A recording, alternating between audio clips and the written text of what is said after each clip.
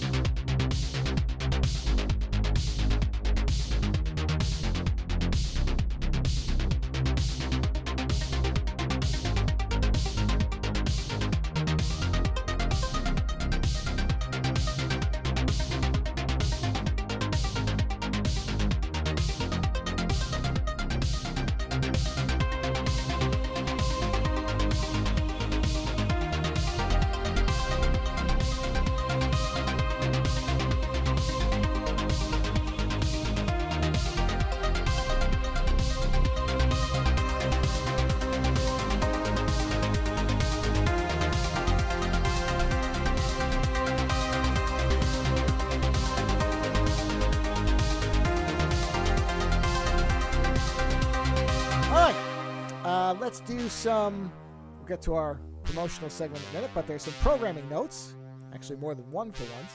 So there is a new double feature episode that we'll be posting on, let's see if this is, this show is for the second, so it would be on the 5th?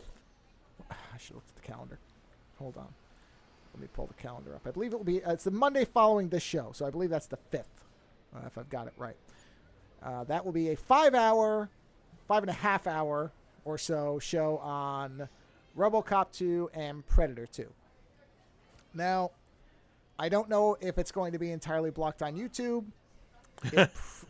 Well, I shouldn't say that. What I will say is, I think I told you this story, but I didn't talk about it on the show. Yes, we did. Did we talk about last week we talked about how you're doing a video podcast now.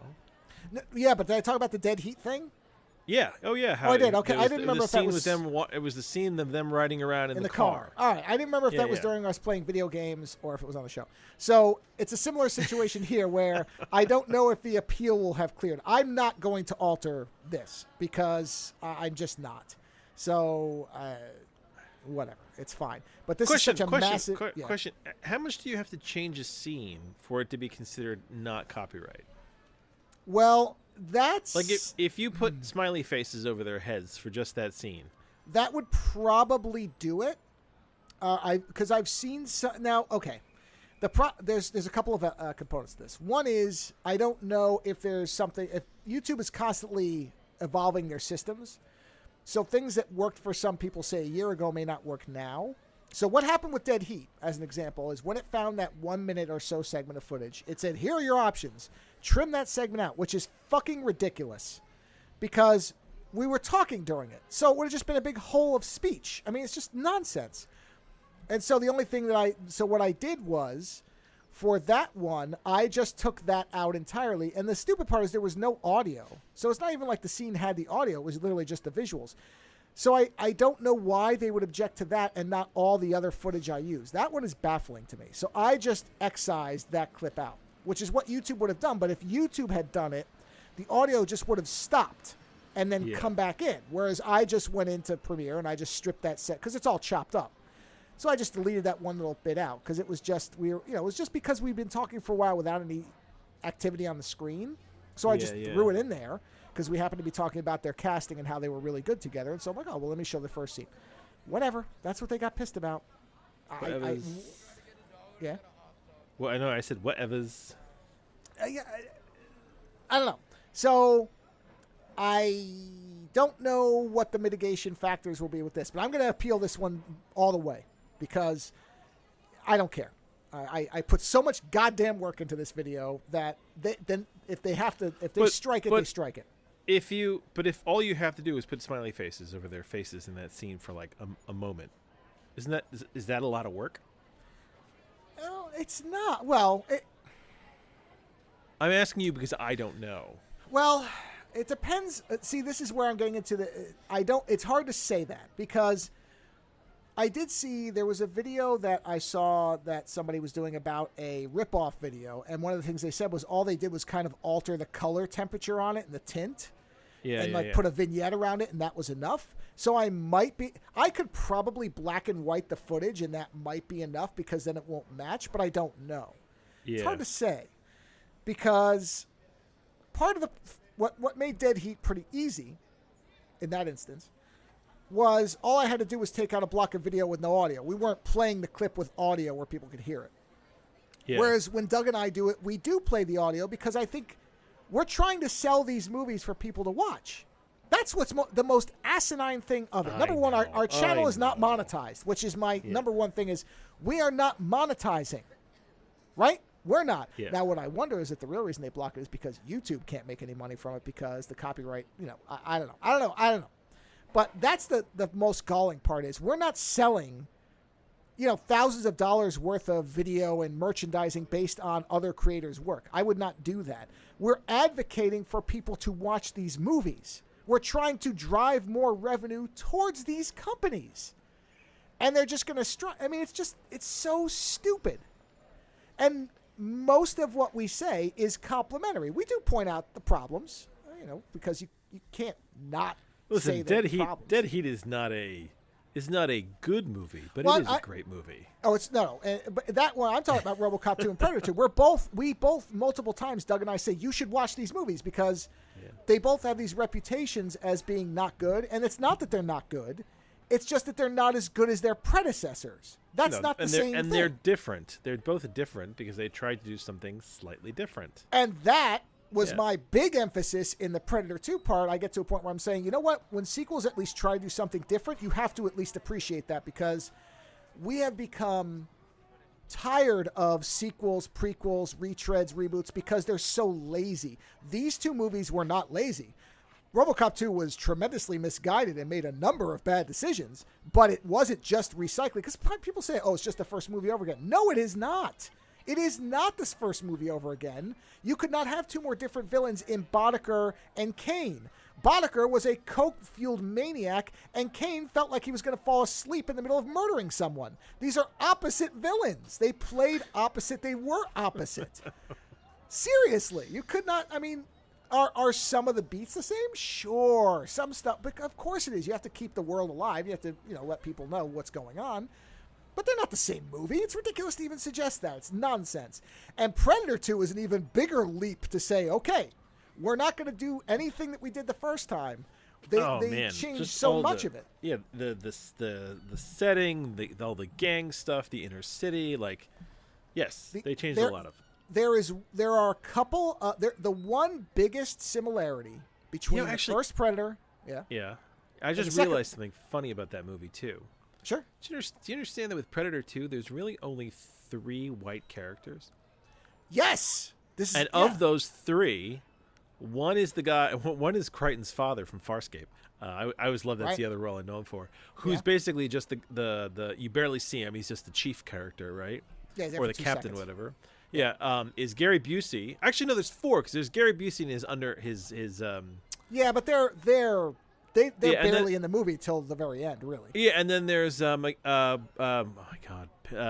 Bill Paxton, who is a secondary. There are no and gets killed, but gets killed in a very well done scene. No, but what I'm saying is the white guy isn't the only guy left alive. They in fact kill the white Bill guy. Paxton in that movie because he comes off like such a blowhard, and you expect him to crap out when they need him, and he doesn't. Like he follows through completely. That was Doug's point. They start you off thinking he's going to be an asshole, and he slowly gets better and better and better. No, he does, and then you feel really bad when he dies. And that's the thing. That's the setup. He's got that horrible line where he's like, he says something like, "Goddamn, what the hell are you? What the hell are you?" Yeah, exactly. But yeah, I just realized that there's really there are no primary white characters in that movie. No, and the only real one-to-one similarity, the only thing they do like they do the you're the ugly motherfucker. Like they do a couple things I don't like because they're kind of direct checks to the first movie, but they're very superficial. Hey, listen, to be honest, the Predator is an ugly motherfucker. So. Well, he is, but I don't like the fact that they made the Predator talk so much. It's bad when he's talking. They wanted to show off that they had that articulated face, and it doesn't work. It's not good. Yeah, but the thing is it is it talking or isn't it just using the? No. When he says motherfucker, he's talking because his helmet's off. So he goes, motherfucker. It's bad. He finishes the line, which doesn't make sense either unless they passed it around honestly, like a meme on Predator World, which maybe they did. Honestly, if I had my way, I'd get like you, me, Doug, like maybe a few other people, and I'd just redub all these movies into comedies. Oh, because some of them are so easy. Especially when I hear your impersonation of the Predator. I mean, that's how you make a comedy. No, that's what he sounds like. I'm not even that far off. I'm just saying that's how you make it a funny. No, movie. but for the Predator, you get like, well, if Gilbert Gottfried hadn't died, that's who you sub in for him. God. Motherfucker! Yeah, like that. Like, come back here! I just want your skull. Yeah. Turn around. Turn around. So, the point being, so that video is coming. Yeah, that's coming out, and that Joe may have to figure out a simple workaround if they pull his video in the States. Well, the audio version for sure will come out because that will not get any block because that's on the Libsyn side. So it may be that the audio version posts first because I'm going to fight YouTube to get the version I made out. Because this is your question, is how hard is it to put smiley faces? Yeah. The problem is it depends on how their copyright system works. So a smiley face is a static image, right? So either I would have to make it so huge you couldn't see anything, or I'd have to have it track with the faces to move. Oh, because they're moving. Okay, that's the thing. If I'm using still images, it's easy. But that's the. Oh, can you use a still image? I could, but listen.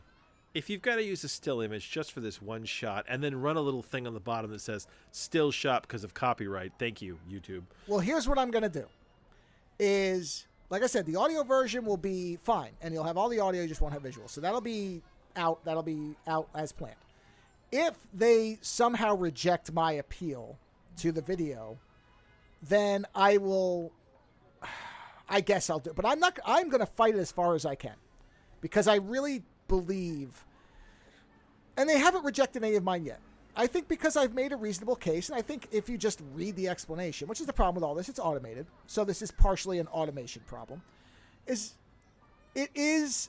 I can honestly say that we are trying to get people to see this stuff. Therefore, the money will go to the companies, not us.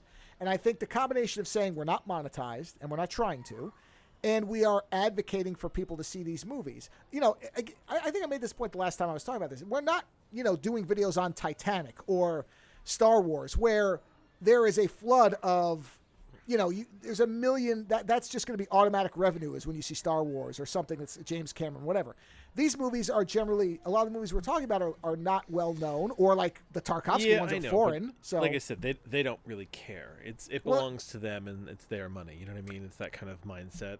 Well, maybe. I think when they read that and they see what the movies actually are, then I think that's why we keep getting them cleared. It's because we're not going for, I wish you the best of luck. Yeah. So that's going to be out. And then tomorrow, as of the posting of this show, I will be on Heartbeat Heroes radio show as the main interview guest at 8:30 p.m. Paris time. So figure that out yourself. I don't know what that is everywhere. So if you're interested, I mean, he'll release it later, but if you want to watch it live, I will be on there. I don't know why he's interested in interviewing me, except maybe because I do these movie things. Because I don't think I'm that interesting, and I'm not a musician. But he's asked, and I was like, sure, I don't care. Why not? You know why he's interviewing you? Yeah, because I'm so pretty. No, it's not that. It's because you now have the skill of conversation. I do sort of have that. Listen, it is a skill. It is a skill because, like, I never think it's a skill.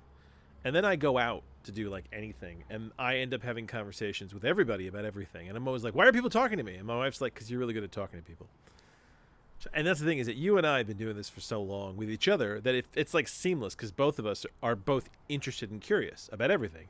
And we have a lot of opinion and interesting concern and a lot of ways to put funny slants on things, right? Well, and you are, as much as I don't like to credit myself with anything, because I don't, I was watching something, and I'm going to keep this very vague because I don't like throwing people under the bus for anything. No, by all means. But I was watching, it was a video on YouTube where this individual was interviewing two other individuals who I really like and I like their movies. And this person kept looking at their phone, their cell phone, to ask these two people questions in such, to me, was such a disrespectful manner. Is that where their questions were or something? Yeah, but okay, but these were not. I know. Listen, your phone should be in your pocket, and you should have a little piece of paper with the question, and you should be interested. Yeah, well, that yes, both of those things, absolutely. But the other thing is, these weren't 17-sentence questions that you could not have memorized. They were basic questions, such as, "What's your favorite movie of the genre that you did movies in?" That like literally, that was one of the questions. Then another one was, "What's your favorite movie of yours that you've done?" Now, if you can't remember those questions, I'm sorry. You shouldn't be doing interviews. I don't care what your background is. You are not equipped if you cannot remember basic questions. If you could have played the main character from any movie, what would it be? Are you asking me that, or is that an example question? No, that's an actual question. For me? Because I have an answer. Yeah. If you could magically just be the actor who played one character in a movie, like suddenly you had the acting skills, and you could do one movie where you were the lead character, right? What would it be? Because I have an answer. Go ahead, you go first, because that's a hard question for me. I would want to be Jack Burton in Big Trouble in Little China. No, it definitely wouldn't be. I think that role would lend itself well to me. I love that movie, and the idea of me being in that movie, I think would be so hilarious. Not that I think that I'm as good looking as Kurt Russell or as not at all. It's just this idea of having the ability to see myself in that movie, in that setting, would be really fun. Okay. Yeah. I'm thinking of this as if I was an actor, which I'm not. Yeah, no. I was gonna say, if you suddenly had, we changed your stats. We went behind the velvet curtain and we changed your stats, and you had charisma a million, and you were an amazing actor for one movie. Yeah. Okay. Now this is funny. It's the same movie, but two roles, and I don't know which one I'd want more. Okay. Oliver Stone's JFK. I either want to be Donald Sutherland's character, Mr. X, where he gives that speech about who benefited. That's a great. Yeah. Forget the movie's factual, whatever. Or I want to do the Costner speech at the end. Oh, okay. So you're not sure if you want to be Costner or Sutherland. Yeah, it's tough because Sutherland, his little bit is so great. How he acts it, what he's saying. It's such a beautiful little piece of dialogue. But then Costner's speech at the end is one of the best speeches. Remember we were talking about speeches? Yeah, really good line. Yeah. There's one I should have remembered at that point. That is one of his best performances, period. You could do the Sutherland. I could see you in the Sutherland role. Yeah, I could probably manage that. But I want to do the Costner speech. If you had, well, then you could, yeah. But you know what? You had an answer. That's good. Yeah. Well, listeners, think about that. Think about that and share if you feel like it. Because it is funny to think, because that's the first movie when I think of something like that. That's the first movie that comes to me, where I'm like, oh yeah, wouldn't that be funny to be in that role? Yeah. See, and that's the thing is, I think a lot of people would probably want to be in an action film and be the action. And see, I don't look. I think of those speeches more. I like the idea of Jack Burton's character to me because he has these minor moments of greatness, but otherwise it's he's secondary. Oh yeah. So it's very funny because it's it's just, I like that, and it's more funny than it is action, really. Oh yeah, especially with him. Yes. So anyway, sorry. Yeah, I understand that. But you have the ability to converse very well, and you have a lot of stuff in your back pocket, and there's no dead air with you. I mean, that's the other thing too. You and I have basically trained each other to be able to chat. This is true. Yeah, I told you how when my father passed away, they gave me the wrong time for his wake, and I showed up a half hour early, and there was nobody there. And the what do you call it? The guy who ran the home, or what do you call it? Mortician? The funeral home. No, the guy who ran the funeral home is like, funeral home director. Yeah, he's like, if you want to go in there and hang out, you can. And I was kind of like, well, I guess I should. And I remember I sat, see the little pew where you like kneel in front of the open casket? Yeah. I remember I sat on that little pew in front of my father's grave, and I basically just made like idle chit chat with my dad for half an hour. And and like it was a while later that I thought back to that. I'm like, dude, you can talk to the dead at this point. You're not getting a lot of responses, but you can almost imagine what they are. But yeah, it's a skill. Conversation is a skill, and being able to stay interested, stay curious, and to consistently pull things out of your quiver, shall we say. It's not a skill everybody has, and I didn't used to believe that. But my wife has pointed it out to me enough times, especially as I talk to everybody. Like, and the thing is, like, I don't like to. That's the funny part about this. My daughter who's an extrovert, is like, but Dad, you can talk like an extrovert, and I'm like, but I don't want to be. Like, that's the thing. It's just a weird. It's like it's an automatic reflex that kicks in when I'm in like public. But I like to talk to everybody, and you do as well. Even though, much like me, you're not jamming to be social with strangers. You are interested, and you are good-hearted, and you've got a lot to say, and you're willing to sit back and listen, and you're willing to throw in, you're willing to have fun, and you're willing to tear apart things that you love because you understand that they're put together so well. There's a lot of people who can't have a conversation about an album or a book or a movie that they like because they can't handle the idea of tearing it apart and yet still loving it for the things that are great about it. You can do that. There's a lot of people who can't, where they sit down and they go, "This is the greatest movie ever," and you're like, "Yeah, I know, it's a great movie. What about A, B, and C?" And they're like, "Ignore those. These movies are great." And it's like, no, you can take it warts and all, but acknowledge the warts. So, no, I could totally see why somebody would interview you. I mean, theoretically, I've been interviewing you for years. Well, we've been interviewing each other. Yeah. The endless project. That's true. That's true. Yeah, that's actually probably a good way to describe, because people say, "Oh, what's the show about?" And I should at some point just say, "Oh, it's just me and my best friend continually interviewing each other as we grow older." It's not inaccurate. It's a lifespan. It's a lifespan psychological examination at this point. Yeah. But I actually have shit to review tonight, believe it or not. Oh well. Okay. Yeah, I know normally I bring the doom, the scientific, psychological, doom and gloom, apocalyptic, spiritual shit, but tonight I actually have material I want to talk about. Well, before you get to that, did you want to discuss at all the Robert Downey Jr. Dr. Doom thing? Because I'm fascinated by it. I know nothing about this. Oh man, hold on. Okay. I've been on a media blackout for the last week. Okay. So, two things. Okay. Because San Diego Comic-Con just wrapped up. In the last week. I had no idea. Shit. Yes. Okay. So, there's a whole bunch of shit that's coming out. Two big things. First is Robert Downey Jr. came on stage and is going to be Dr. Doom in an Avengers movie called Avengers Doomsday, which I would imagine DC has a problem with. Oh my god! I wonder if their angle on Dr. Doom is this idea that if Tony Stark went the wrong way, he would have become Dr. Doom. I think that's it. Oh, I think it's because Kang was the multiverse, angle. but Kang's out. No, I agree. Yeah. A lot of people are like, "Oh, this is stupid." I'm like, well, I'm pretty sure something like that happened in the comics. That's Robert Downey Jr. having fun and knowing he can get away with it. Yeah, I mean, it's just another iron suit, which is this kind of funny. I'm just like, oh, so you will get to see his eyes.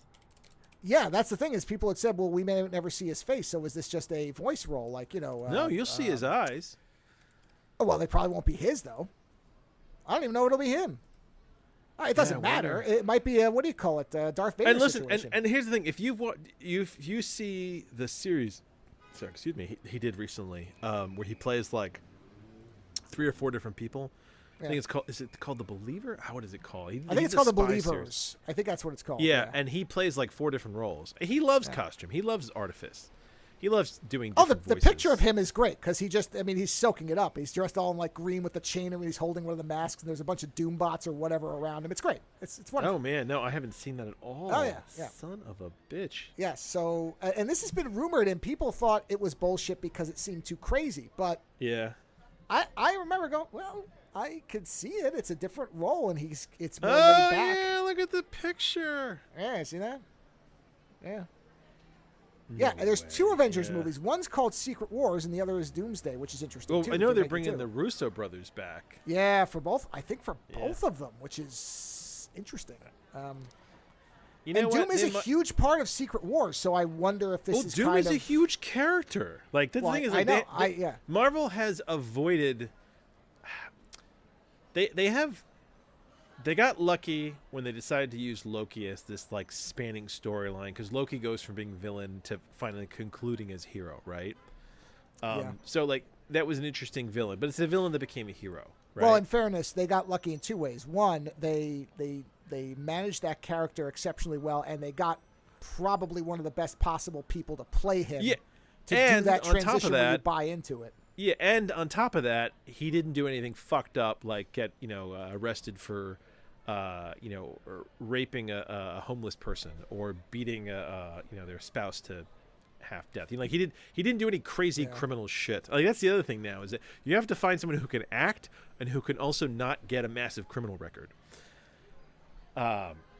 So in that respect, since then, I know the reason Kang is out. Kang is out because he was convicted, right? Wasn't he? I believe yes. I think assault or something like that. Assault. I think assault. So either way, I understand why he's out. But I didn't mind Kang as a villain. I didn't mind the actor outside of his misconduct. I didn't mind the actor. He seemed like he could handle very different roles. I actually liked the way they explored different iterations of the character in Loki, the series, right? But that said, Marvel has a ton of really incredible high-stakes villains, right? Wasn't Dr. Doom's at the helm of the new Secret Wars with all the different universes? Yeah, I was going to say that's what. Yeah, so I think this is going to be This is the thing. If you're taking a multiversal approach right now to your characters, well, then this is what it culminates in. It culminates in the Doom Secret Wars, and then the universe gets reset. And that's what Marvel wants, because once they reset it, shit, you can cast anyone you want for any role and do the whole thing over again differently. Right? Yeah, I agree. I mean, I was never a fan of Kang. In the comics, in the movies, nothing. I had zero interest. Kang in the comics was a joke, honestly. I didn't think he was any different in the show. I had no interest in that character. Hawkeye was a joke in the comics, too. Hawkeye didn't get cool until they did Ultimate Avengers, when they basically turned him into Bullseye. No, look. Yeah. You could take any character and make them good. I didn't think that the version of Kang that we were getting seemed all that interesting. So I'm glad he's out. I mean, not because of what happened, but But outside of Doctor Doom, I mean, there's, like I said, Marvel's got a lot of really great villains, really good ones. I mean, they could do the whole Sentry storyline. You don't even need a villain for that. The hero is the villain, right? So I mean, and that's the thing. The first Sentry story is so good that if you just made the first Sentry book with the Fantastic Four and everything as a movie, you wouldn't need to make any more Sentry movies because that is it. I mean, the thing that angers me about the Sentry is that they kept making more. That one Sentry book was near perfect. The idea of the hero who is his before worst they decided villain. to start expanding it out. Yeah, so this idea of him playing, I think it's hilarious. I really do hope that this version of Doctor Doom is like an Iron Man who went wrong. Yeah, because the Doom bots make sense. You know, like. Yeah. So I think it's great. It's interesting. Yeah. Did anything else come out interesting? Well, if you remember when I kept talking about the Fantastic Four and what I kept saying about it? That the only way it could possibly work is if it's it was in like retro. the 60s or the 70s, yeah. And it is. They've set it in an alternate 60s where it's like they've got flying Jetsons cars. Oh, God. It's Galactus shows up. They show him in the footage. It got leaked. So you see him look in a window and he's a person now. He's not a giant cloud. He is a person wearing a giant helmet. But the font and everything looks very, very, very retro. I mean, it looks exactly what I think is the only way you can make it work. It's called Fantastic Four First Steps, I think, is the subtitle. It looks like the 50s golden age sci-fi. As long as Marvel is willing to have fun with their products, I think people will be willing to watch it. Because not Daredevil, Deadpool, Wolverine. I haven't seen it yet, but the spoilers I'm reading for it, it sounds like a lot of fun. Oh, it sounds goofy as hell, which is great. Yeah, but this is the thing: is watching the footage of the Fantastic Four, I thought of Guardians of the Galaxy. That's what I kept getting reminded of seeing it, and I'm like, that's a good sign. Good. So that's a huge positive because I am interested in that movie. It's probably the thing Marvel's done recently that I'm the most interested outside of Deadpool, which I don't even count as Marvel really. I know it is. No. If anything, that movie is a goodbye love letter to the Fox products. Yeah, it's a Ryan Reynolds production. It's like a Spike Lee joint. It's a double R joint. It's one of those. But listen. Honestly, give Ryan Reynolds the MCU for a while. No, that's what I'm saying. I agree. So look, he had Gambit show up. He had Elektra and Blade. I mean, what the fuck? Yeah. And even the skeleton of Ant-Man is supposed to be reference to the the director who didn't get to make his version of Ant-Man. Oh yeah, I don't remember Trent, whatever his name was. Who cares? Yeah, it's a reference to the Ant-Man movie that wasn't made. Yeah, so even that's hilarious. I love that level of humor. Yeah, I don't know if there was anything else, but those are the two big things. There was other announcements, but I think the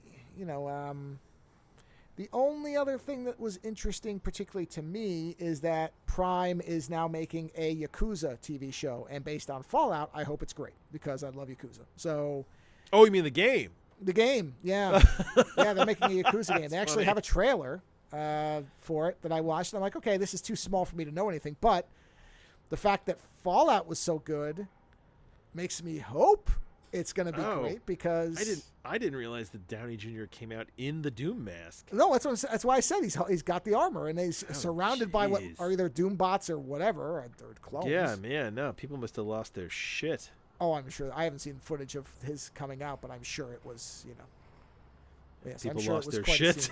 Yeah, I'm sure they did. Yeah. So, yeah, those were the two big ones to me. The Downey Jr. thing being noteworthy just because it's fascinating. I don't know whether that means these are going to be good Avengers movies or not, but the Fantastic Four one is the more personally interesting one because it's obviously somebody else besides me, which is not me saying I'm some kind of genius, but this was obviously clear to a lot of people that you can't do a modern Fantastic Four, at least not straight out of the gate. You have to make it retro. You can teleport them to the modern day, but you got to start retro. If that's how they do it, that would be fantastic. If they have it where they are fish out of water types, yeah, and they have these antiquated ideas on things and stuff, but they're geniuses, and especially because as people have figured out, and again, this is not news, but it is now becoming more widespread where people are aware of the fact that Sue Storm is an Omega level character because she can kill anything with those force fields and she can be invisible while she does it. So you'd never know what was happening. So yeah, that is the most promising. The Fantastic Four thing is promising to me now. Yeah, so we're clear. They did lose their fucking shit. I have the video in the background. Oh, well, I have no doubt. But yeah, they lost their fucking minds. Of course they did. I mean, he is still he is the mascot for Marvel. I love it. The first thing he said when he took the masks off and he saw the crowd, he goes, "New mask." Yeah, well, that's funny. There is an irony in the fact that asshole. No, you know what? I want you to name the show Irony Man now. Irony Man. There you go. Done and done. Oh man, that's Irony hilarious. Man. Yeah, it is kind of funny. It's the Irony Man and the Iron Mask. Okay. Yeah, it's great. So no, that's good. I'm happy about all that. It sounds like fun. Have fun. Listen, movies are entertainment. Some movies are there to teach us lessons. Some movies are there just to entertain the fuck out of us. That's what Marvel should do. Yeah. I love the comics growing up. Let's make it fun. They have so much to pull on. And I do. One other thing that I also think is a good sign is they said who Giancarlo Esposito is playing in the Captain America film. Yeah. And he's a minor villain.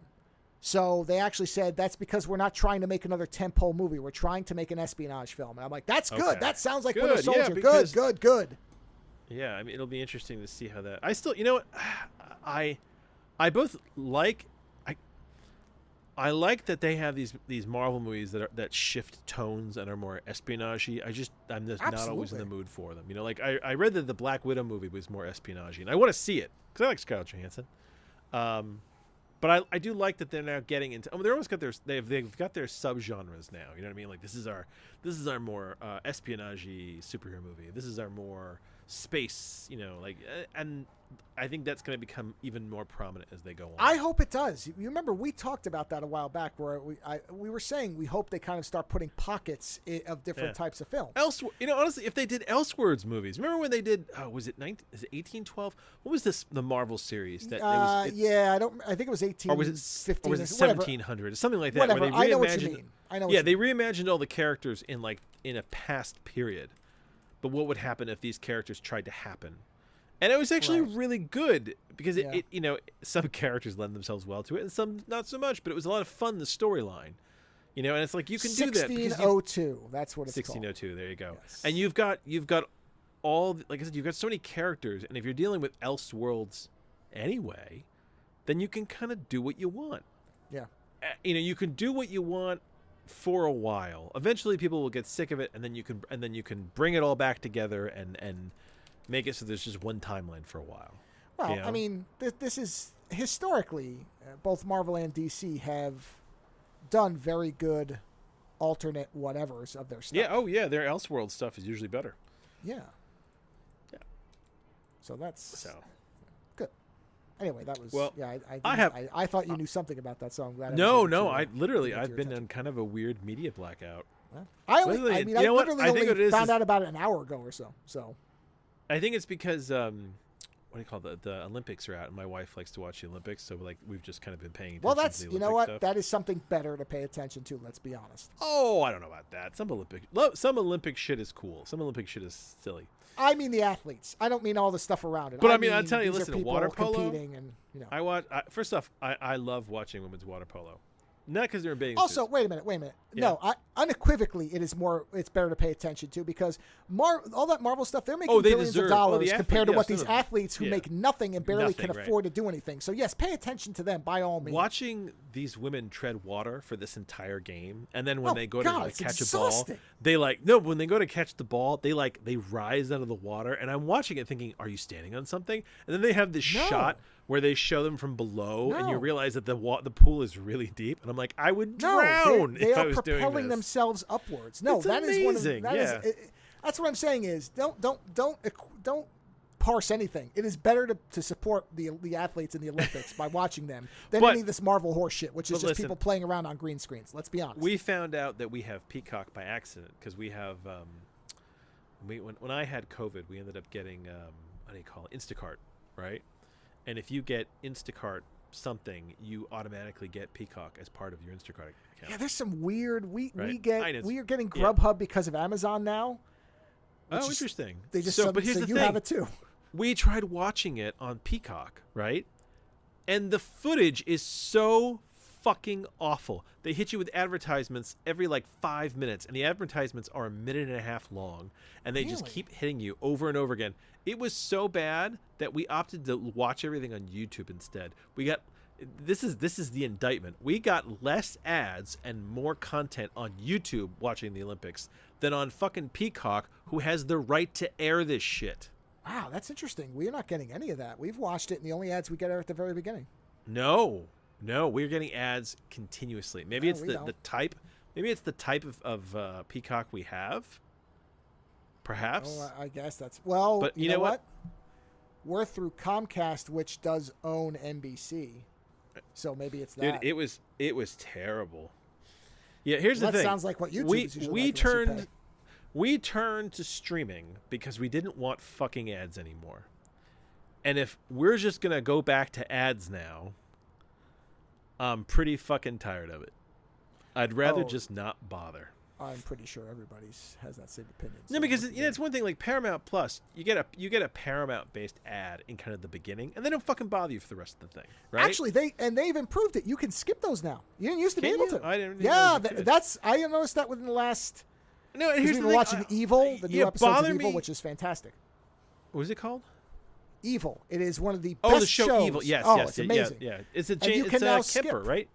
It's Kemper, right? Well, no, Rock James the S. Kemper? O'Bannon, the Farscape Rox guy. O'Bannon, that's what it was. Yeah, it was Rocks, whatever you say. Yeah, he's behind it. Good. Oh, it's fantastic. But what I'm saying, bother me in the beginning. That's fine. But don't bother me while I'm watching it. That fucking irritates the shit out of me. Quickly.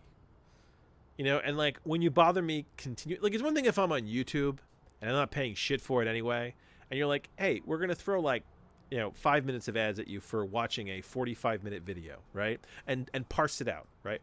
You know what? I'll do the math on that. 45 minutes of a very decent video that I want to watch for 5 minutes of ads dispersed. Okay. But when I'm trying to watch, we'll call it 10 minutes of video on your streaming thing, and you're giving me 3 minutes of ads, 3 to 10 is a ratio that you can go fuck yourself with. I'm with you there. So, if this is the direction we're going, guess what? I think DVDs are going to make a comeback in my life. Well, there's a bunch of videos saying exactly that. So, yeah. So anyway, yes, I actually have stuff to talk about today. Okay. Now, what the first thing I want to talk about is very brief. Wait a minute. Yeah? If you'd like to support our show, go to supportourshow.com. There you go. That's the only part I forgot. So remember I reviewed a book a while back called Bird King? Yes. By Crom and Daniel Friedman? Yeah. I reviewed the first volume. I really liked it. I finally read the second volume because they come out slow, which is fine. It's a 2-man team. It's great. Sure. I wanted to review it briefly. I still enjoy the shit out of it. The art hasn't changed. So like everything from my first review is still true. So if you want, find that in our archive, and that'll give you the art is neat. It's a kind of a mixture of cartoonish, but kind of stylized. It's a fantasy story that's very neat. It's its own new world. It's an interesting storyline. And it wasn't till I read the second volume that this idea crystallized in my mind, which is reading this book is like if it was basically, it's almost as if you had, so you know how there are humans on the side of it's not Saruman or Sauron. Which one is it? Saruman or Sauron? I can never remember which is the big you talk guy. about the wizard or the main bad guy? The main bad guy. The main guy is Sauron. Saruman is the wizard. I got it, man. If Tolkien was a smart guy, he should have named these guys something differently. Incidentally, anyway, great deal of irony again in the fact that I, who haven't read a single one of those goddamn books and has no interest in it, can remember them. I consistently fuck those two up. Anyway, so Sauron. So, and you know how there were humans who were fighting for Sauron? They had like mercenaries and humans and things like that. Yeah, they were. Did you ever imagine what their story must be? That they're working for this like evil lord, right? Well, you've read the books. Did they know what they were doing? No, you know what? There's very little. I remember there was very little information about them. Okay, well then there will be a series on that coming at some point. They came from some other land, So either way, Bird King, I've realized now, is if you were reading about a character, a human who grows up on the wrong side of that barrier, who grows up in the lands of Sauron, and who thinks that Sauron is the king, and everybody's fighting for Sauron against those other bastards, and then somebody basically goes, wait a minute, they might not be the bad guys, maybe we're the bad guys, and then gets a ring wraith to help them defect. That's kind of what this book feels like to me now, because the main character has this wraith that is helping them, and the main character is not strictly human either. They're some kind of race that has the ability to endure fire, and they can make these weapons that can bring back the dead. Sorry, what's the name of this book again? It's called Bird King. Okay. So this is the next volume of the one. Yeah, this is the second volume. Yeah, so in this just one, sure. Got it. Yeah, so in this book, they're trying to get to Atlas. Atlas is the group that everyone is fighting. In the first book, in the first 2 chapters of the first book, you sit there and go, well, there's an endless war with Atlas. Fuck them. But as the first book goes on, you realize that the leader of these people is basically some kind of evil necromancer wizard who's gone fucking nuts. And he's basically just throwing everybody at these people to die, right? And then the main girl works for this blacksmith who makes these wraith weapons. And when they attack her, he steps in and it turns into a big fight. And the blacksmith dies. But before he dies, he tells the girl, Atlas is not evil. It's better there. Get out of here. And so she and the Bird King, which is the Wraith, start traveling to get to this other land.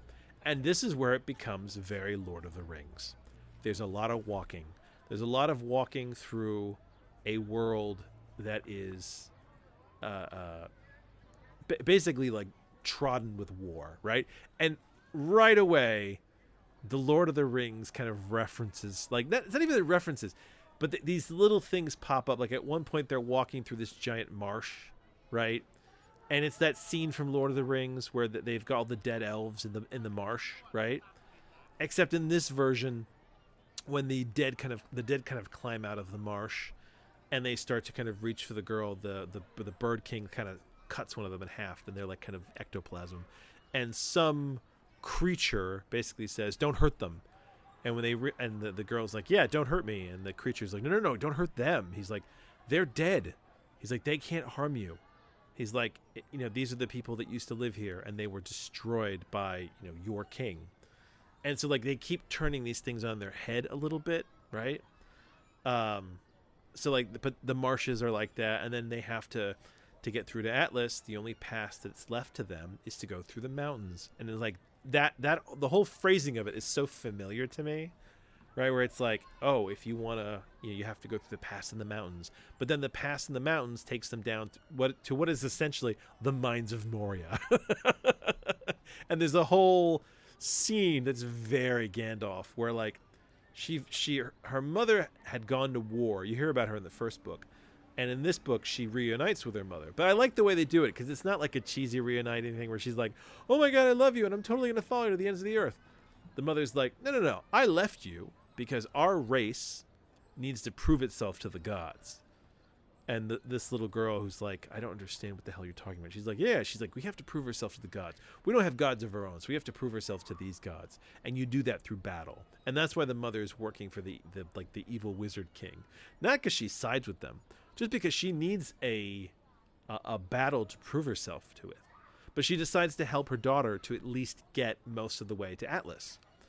And so she goes with her to what is essentially the mines of Moria. And they meet this dead god. Remember, and there's like a lot of little references that make me think of Lord of the Rings. So they go underground, and when they get to the underground, instead of dealing with goblins, they're dealing with kind of the ghosts of the dead that live there. And then they're running down stairwells, and then there's this final push where they have to get across a river, and someone says, "Grab the children and go." And the Wraith King, the Bird King, grabs like at this point there's like a group of people, because she picks people up along the way. The Bird King grabs the little girl and her friend and like another guy and jumps across the river. And the mother, who's dressed like a wizard, stays behind and has this fucking Gandalf moment where she's like, "No." She's like, "You go." She's like, "I'm staying." And the girl's like, "Why? Why are you staying?" And she's like, "Because fighting," rather than saying "fly, you fools," she goes, "Because fighting a god is pretty fucking impressive." and that's the last time you see her. And I can see their references, but much like the Matrix, like if you knew all the stuff that they pulled on for the Matrix, when you saw the Matrix movie felt like an homage to like all these other movies and these books that you'd read, right? Which didn't make it unoriginal, which didn't make it bad. It just made it so that you felt like you could connect with the directors because they were pulling on a lot of the same resources that you pulled on, right? Whereas this book so far is beginning to feel like somebody who grew up with Lord of the Rings and wanted to almost like do their own weird version of it, except in reverse. Do you know what I mean? And the other thing is like, instead of a ring, it's this wraith sword that has all this power that can bring the dead back. But when she finally gets through to Atlas, what I love too is that so far in the book, everything is drawn very dark and creepy, and everything's very and like the monstrous elements are kind of normalized. Whereas the second you get through the mountain and you get to Atlas, they look like the heroes of Lord of the Rings. Everyone's like blonde, and they're in like silver armor with like blue tabards, and like it's a very different vibe. And you're like, oh shit! I was like, these are the good guys. And of course, they don't trust them at all when they come through. Because they're traveling. They are from the side of the enemies, and they have a fucking wraith with them, a wraith warrior. And yet the writer knows how to throw these little things in there that are different. So when they get to essentially what is an outpost, and the outpost is freaking out because they have walls keeping out the bad guys. The walls are coming down, and so they're not sure if they have to leave. And when you get there, you find out essentially these people have a destroyed wraith. One of the other wraiths that was fighting for the evil king, they destroyed his weapon, and they caught it. And without a weapon, the wraiths can't be channeled, right? So it's just a hulk of armor. But when this particular sword that was being forged was actually meant for the wraith at this castle. So when the Bird King meets up with this other wraith, the sword activates them both. And there's a huge fucking fight which destroys the castle, which is no way to ingratiate yourself on people. And in the end, the Bird King does destroy the other wraith for ownership of the weapon, but shatters the weapon in the process. So once the weapon is destroyed for the time being, so is the Bird King. So the little girl is basically left with the shards of this weapon and is now a prisoner of the Empire of Atlas. And they're being essentially like led away by chains into further into their territory, away from the war. It's a really fun book. I do like this kind of strange, familiar, and yet has enough new ideas thrown in fantasy. I'm curious about the world. I want to know what's going on. There's a lot of hardcore world building. Even as I can read references, I find the references endearing and fun rather than being like, oh, you took that from Lord of the Rings. You know what I mean? It's like no. It's like I can see what you're feeling here. The art is still consistent. If you like the art from the start, you're good. Otherwise, I don't know if it's going to grow on you. And I like it. And there's a humanism to it that's enjoyable. So at one point the little girl and the Bird King end up with the ranks of the evil army because they think that the Bird King has been sent there to help them, right? And that's when the little girl sees like a former friend of hers and says, hey, we're not here to fight. We're here to get the fuck out.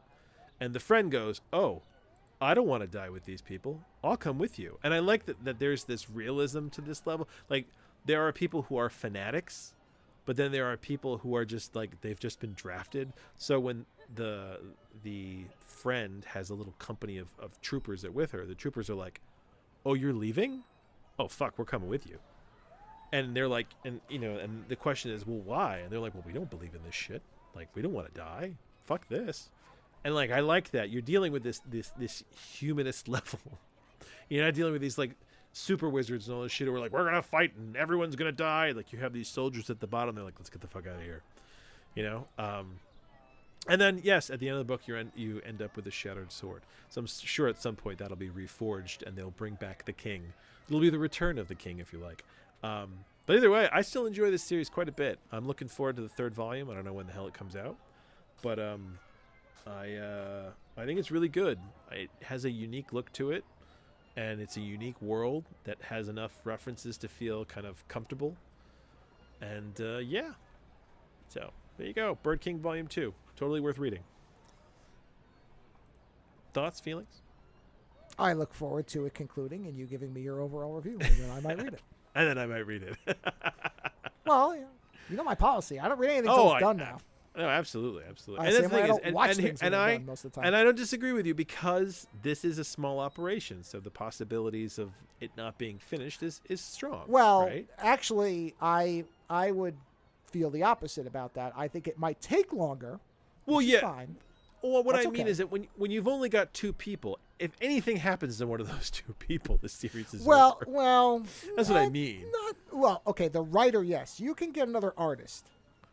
You could find somebody else who. Yeah, and that would be. It wouldn't be that jarring. I would bet.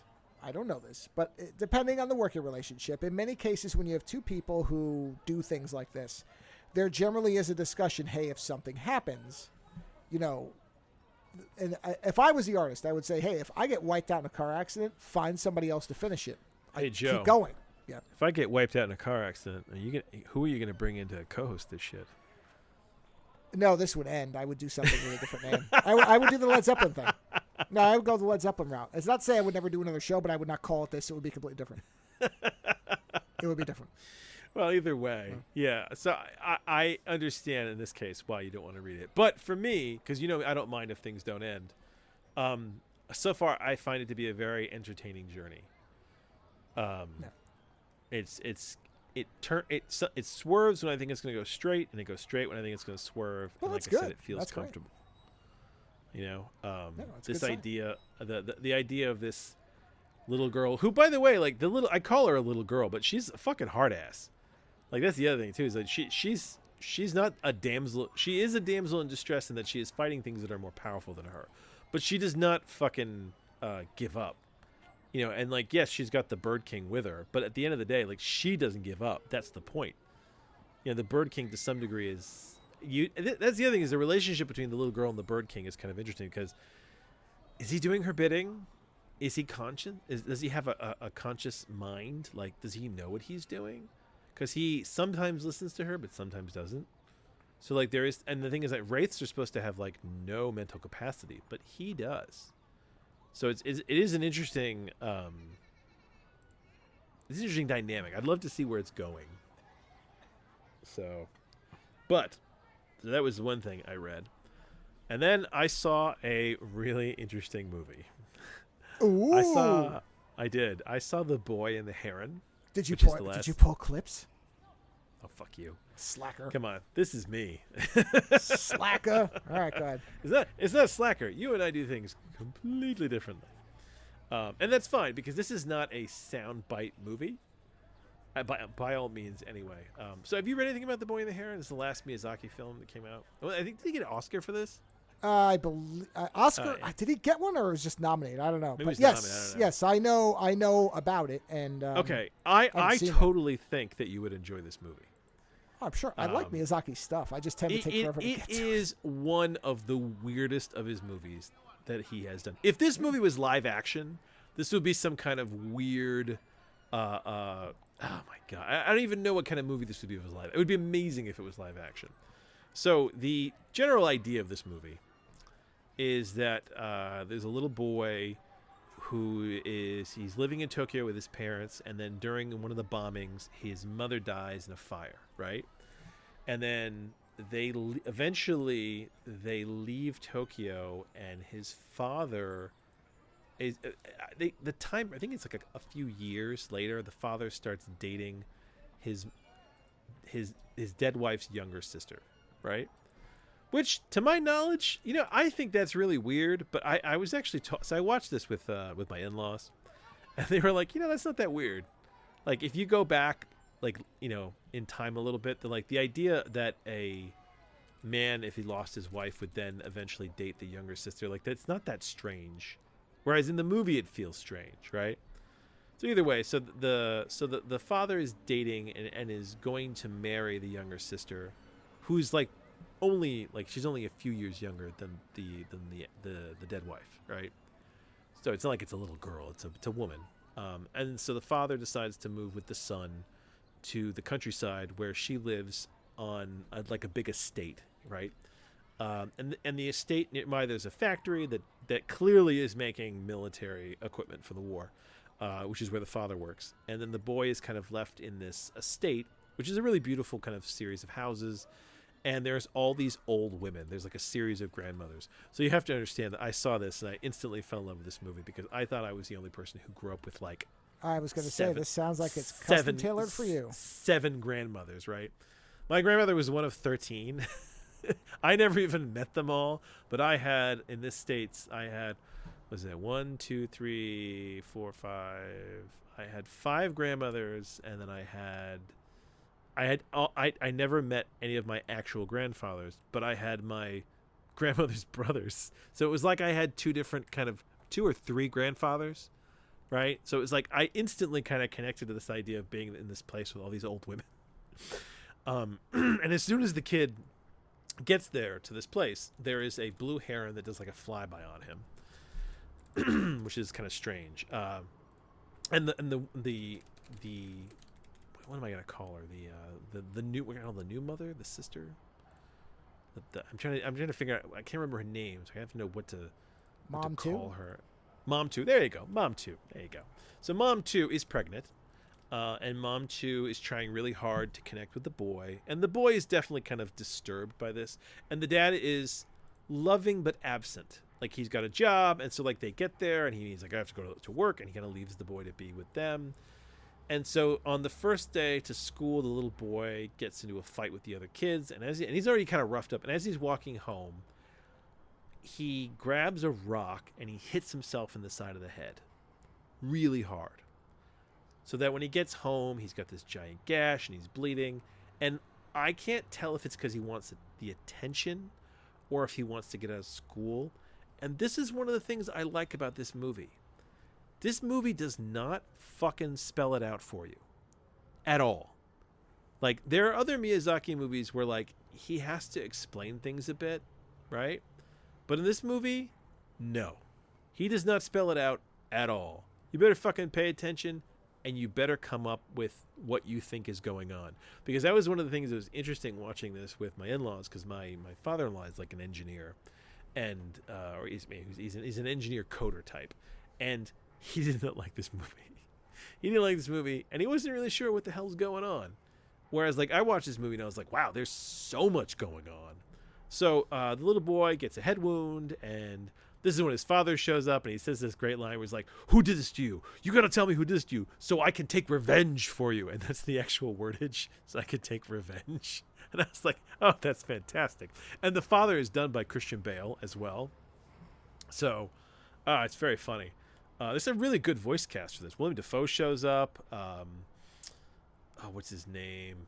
From the Lighthouse, the younger guy from the Lighthouse. What's his name? Oh, Pattinson. Pattinson does the voice of the blue heron. By the way, as a very slight aside, since you mentioned Willem Dafoe, the Olympic coverage, are those Willem Dafoe commercials? The commercials. Yes. Jesus Christ. Yeah. They're so unhinged. Great. Yeah. Where it's like, am I evil? Yeah. Am I a bad person? Yeah. Am I a bad person? I expect Hobgoblin to like suddenly like fly through with the Nike logo. I'm a bit of an athlete myself. Right. Sorry, so, go on. It's so the little boy gets his head wound, and they have to give him stitches, and he's got this big bandage, and he's in bed, and the father's like, don't worry, you don't have to go to school for the rest of the year. He's like, I paid off these people, and besides, there's a war going on, so who gives a shit? And he runs off, and I'm laughing. I'm like, okay. So again, you don't know why he hit himself in the head. So around this time, Mom 2 is having morning sickness, and she's getting sick, and she really wants to see the boy. And at one point, when the boy's laying in bed, the bird suddenly pops through the window and says something like, I know where your mother is. She's waiting for you to see her. And he uses this voice too. Like, I didn't even realize it was Pattinson, because when the heron talks, he talks in this very like I swear it's like Danny DeVito. It's like Pattinson's doing a Danny DeVito impersonation. Which is weird, but it kind of works with the character. And the boy is like, get out of here, fucking heron, and he like kind of chases him off. And after that, the boy, he goes and he sees Mom 2, and Mom 2 is very sick and whatnot. And then at which point the boy decides that he's pissed off with the blue heron and he's gonna fucking shoot him. And he goes and he makes a bow for himself from the bamboo, and he makes an arrow. And when he's trying to find, he needs to put the feathers on the arrow. He finds one of the blue heron's feathers that's fallen. And he uses the blue heron's feathers to create the, what do they call it? They call the flyers? What do they call them? The arrowhead? Or the arrow? I can't remember what they're called. Either way, the little arrow, the little pieces on the back of the arrow. Yeah, they have a specific name, but I don't know what they're called. Yeah, so he makes this. Like he makes this arrow. Yeah, it might be that. He makes the arrow and he makes this bow and he goes into the woods. And before he goes into the woods, at one point he sees, or he goes hunting for it, but he doesn't find it. When he gets back, he finds a book that his mom liked and he's reading. And at one point he looks up and he sees Mom 2 kind of walk into the woods. And everyone keeps going on about this tower in the woods that their granduncle used to live in, and the legend goes he became too smart, and one day he just disappeared, and then after, like, I think it was an earthquake or something like that, the building kind of became abandoned and nobody goes there now, and there was flooding damage, and so this building is kind of looming in the woods out there, and it seems to be where the heron lives. So when she disappears, Mom 2, the boy and one of the old women, who I can't remember her name either, one of the old women goes running into the woods. They're all looking for Mom 2, but this one old woman sticks with the boy, and they find this path that eventually leads back to the tower. And the old woman's like, you better not go in there. She's like, this is bad luck. No, don't go. And the boy's like, I have to go. He's like, because you know what? He's like, even if I'm not looking for Mom 2, he's like, the heron said my mom is waiting for me. At which point that the heron shows up and starts talking a bunch of smack. And the boy chases him into the tower along with the old woman. And when he shoots the arrow at the heron, it's weird. It's once they go into the tower, once you enter, you are no longer in the normal world. You are now on an entirely different set of rules, and those rules make no sense. So it's, in that respect, it's very Alice in Wonderland. So the arrow, because it's made from the heron's feathers, when he shoots it, it chases the heron. The heron can't get away. So eventually, he puts a hole right through its beak, at which point it regurgitates a human head. And the heron body almost turns into like a costume that it's wearing, except it still has heron legs, but now it has this like little hairy Danny DeVito head. Right? I love how weird this movie is. And the heron basically says, yeah, I know where your fucking mom is. He's like, but I'm not going to tell you. But then the master of the tower says, yeah, you are going to show him, and I'm basically telling you this is your job. At which point they all fall through the floor, and the boy wakes up in some other world. The heron's gone, the old woman's gone, and he proceeds to go on this weird fuck up like journey where like he finds the younger version of the old woman that was with him, right? And he also finds a young version of his mother, which later on, I do like this. At one point in the story, they cut back to his father and the other old women that are looking for them, to kind of give you this sense that I thought for the longest time that he was going to be laying in bed the whole time. It was going to be like a big head wound story, right? But he's not, because Mom 2 is missing, and now they're missing as well. And the little boy is not laying in bed because they know he's missing. Dad Bale is looking for him, along with the old women. And one of the old women tells Dad Bale this story that at one point or another, his dead wife, she went missing in the woods, and she was gone for like a week or something like that. And then when she finally appeared, she had no recollection of where she'd been, but she was perfectly happy. And she just disappeared. And so it was part of the mystery of this fucking tower. So when the little boy goes into this other world, he eventually finds his mom. But she's young. She's like the little girl that went into the tower who got lost in the tower when she was younger. And I'd love to try to explain all the shit that's going on in this other world. They've got pelicans that eat human souls, and they call them budgies. What are they called? Parakeets. There are parakeets in this world that are oversized, so they're the sizes of like almost like giants, like big giant people, and they eat everything. So if they catch you, they'll eat you. And the king of the parakeets is voiced by Batista, which is fantastic because he shows up. But the thing is, they're still parakeets, so they're fucking adorable and yet horrible. They're like all happy and like brightly colored with their little beaks, but they've all got like pitchforks and axes and things because they're gonna cut you up and eat you. And the thing is that the little boy is trying to find his mother, but to some degree he's also trying to find Mom too, because she's in there somewhere. And the little girl is his mother and knows that Mom 2 is there as well, and knows that Mom 2 is her little sister, even though she's like a 30-something-year-old woman. So there's all these kind of interesting dynamics, and then you realize that the grand uncle basically harnessed the magic of this tower, and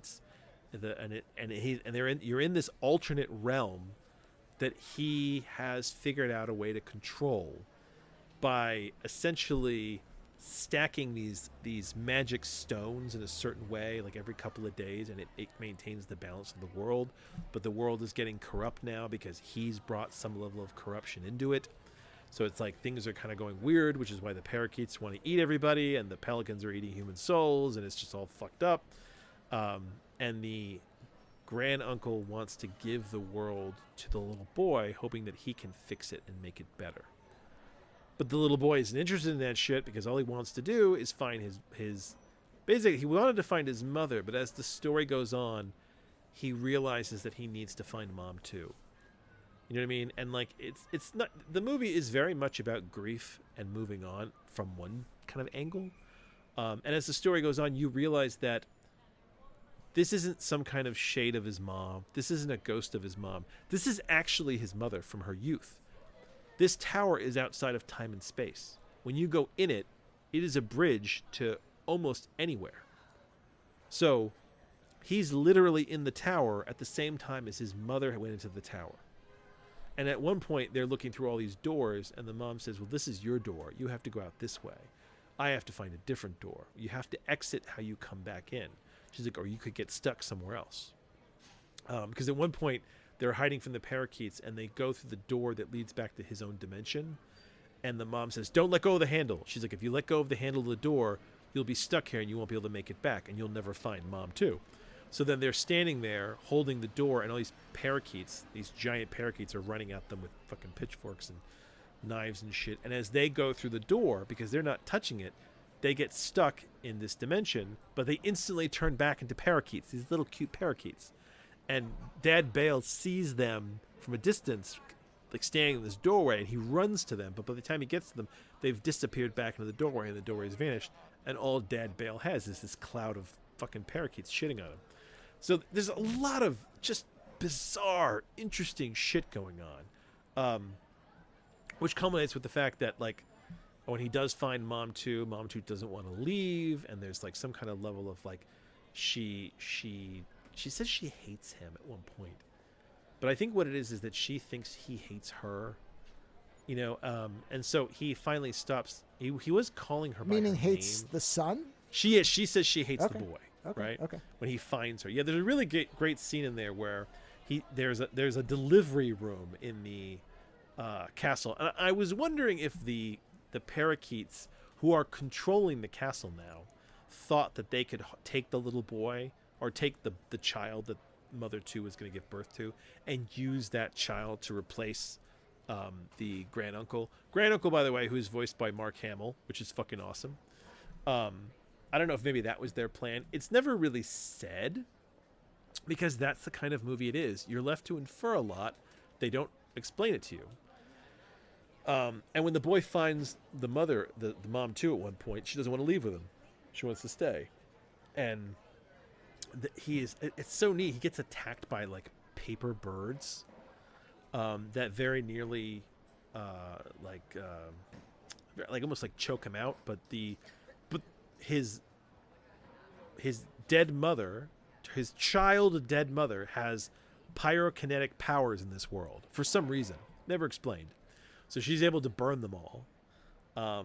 And you know, there's this whole storyline with them trying to figure out how to get Mom 2 out of there, but at the same time, the parakeets don't want to let him do that, and they want to keep them imprisoned.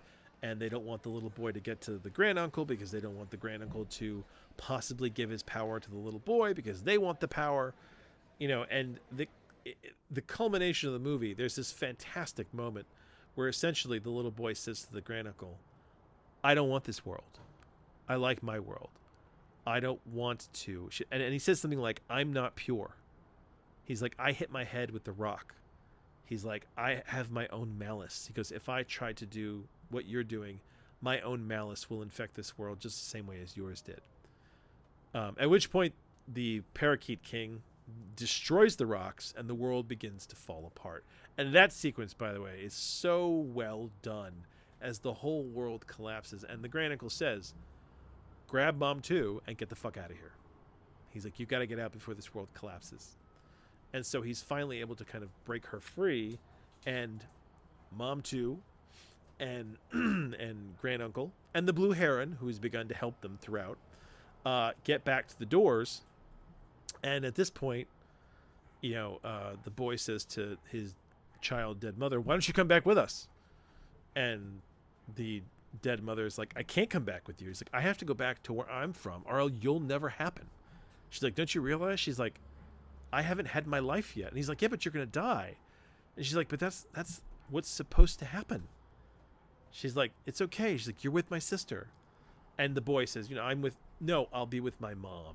And that's when he realized he's made the transition where he's accepted Mom 2 as his mother. And so the Mom 2 and the boy and the Blue Heron go through the gate, and they end up back in the world. And then at one point he got this little statue that looked like the old woman, and the old woman, the little statue pops into the old woman now. And you realize, I don't know the logic of it. I think it's that her younger version was in that alternate world with the dead mother. So I don't think the old woman and her younger version could occupy the same space at the same time.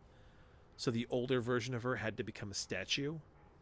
And that's the thing, is that none of these rules are spelled out, so you kind of have to all fly with it as it goes. And then of course they get to the end, and the little boy speaks with the Blue Heron, and the little boy has brought one of these stones of power back with him.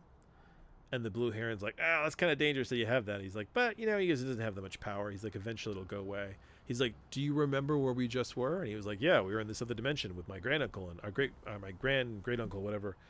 And the Blue Heron says, well, don't worry. He's like, that'll fade in time, slower than for others. He's like, Mom 2's not going to remember any of this. He's like, but you will. Eventually it'll go away. He's like, and that's probably good. He's like, you shouldn't be walking around with this kind of knowledge. At which point, he swallows his Danny DeVito head, turns back into Blue Heron, and flies the fuck off. And the movie just ends. I mean, and the last thing is that he leaves with they cut forward, and they're moving back to Tokyo after the war, and it's his dad, his Mom 2, and his younger brother now, and the four of them move back to Tokyo, and that's when the movie ends.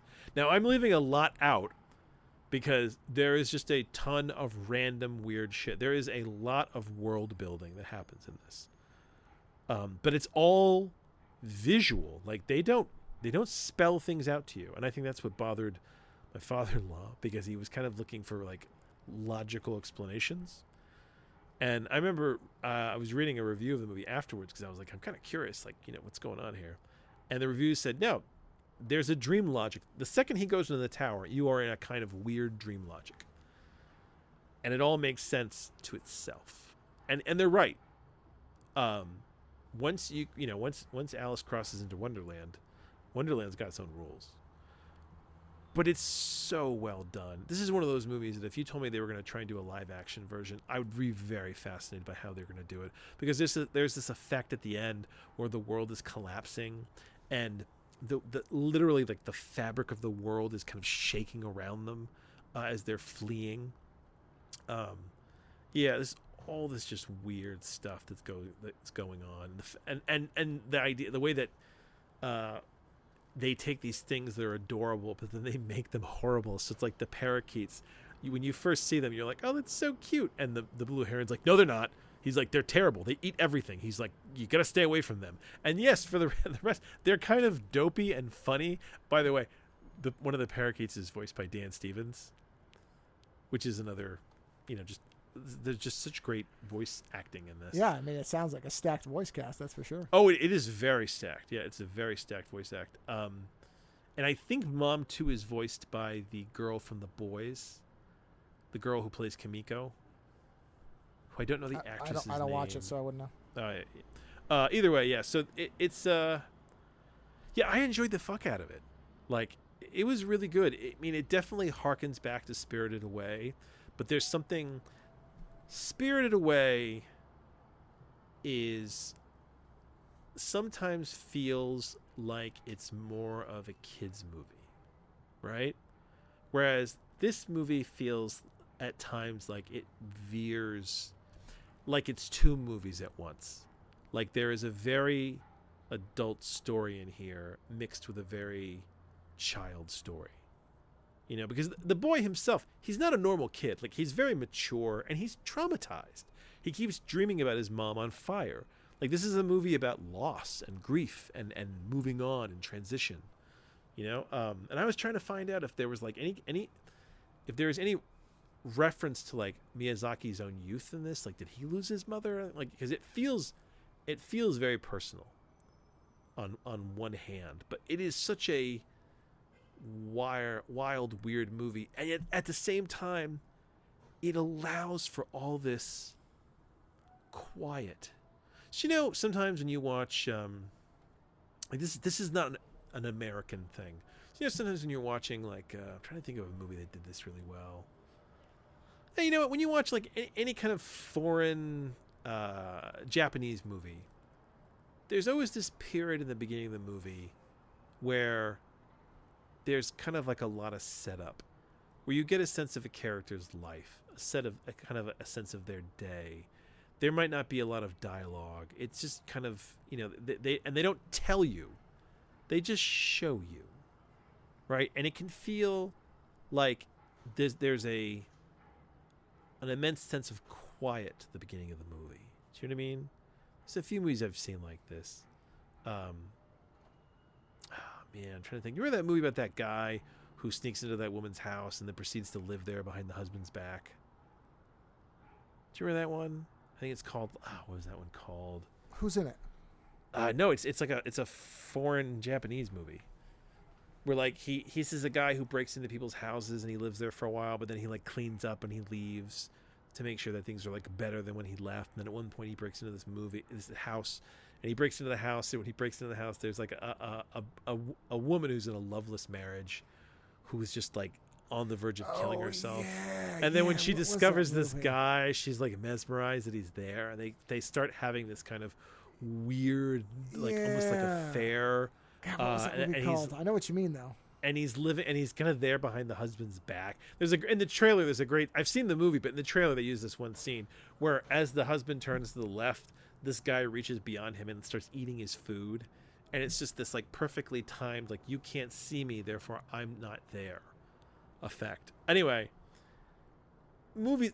I've seen a bunch of movies that like that, Japanese movies, where they allow this immense amount of space for you just to watch a character do things and be there. And that's the whole beginning of this movie. Like, nothing weird happens up front.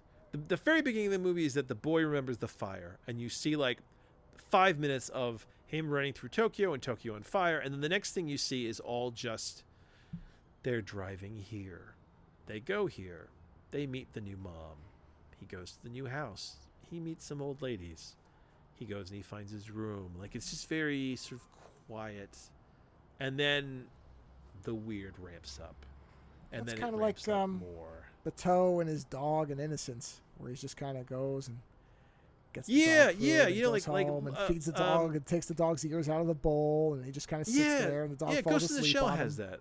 Yeah, the first one has that too, where like she wakes up in her room and she kind of looks out the window, and like it's just these. And then she walks out of frame, and you just see her. Yeah, like, you know, it's all shadow. And the thing is, I find that especially with Japanese animation, and maybe what it is that maybe it's a Japanese animation thing, where a lot of American animation spares no time for those between scenes, those setup scenes, those the kinds of scenes that you would film because they add to the greater story. But to draw, I think a lot of studios go, well, you know, it takes too much time. We don't really need these scenes.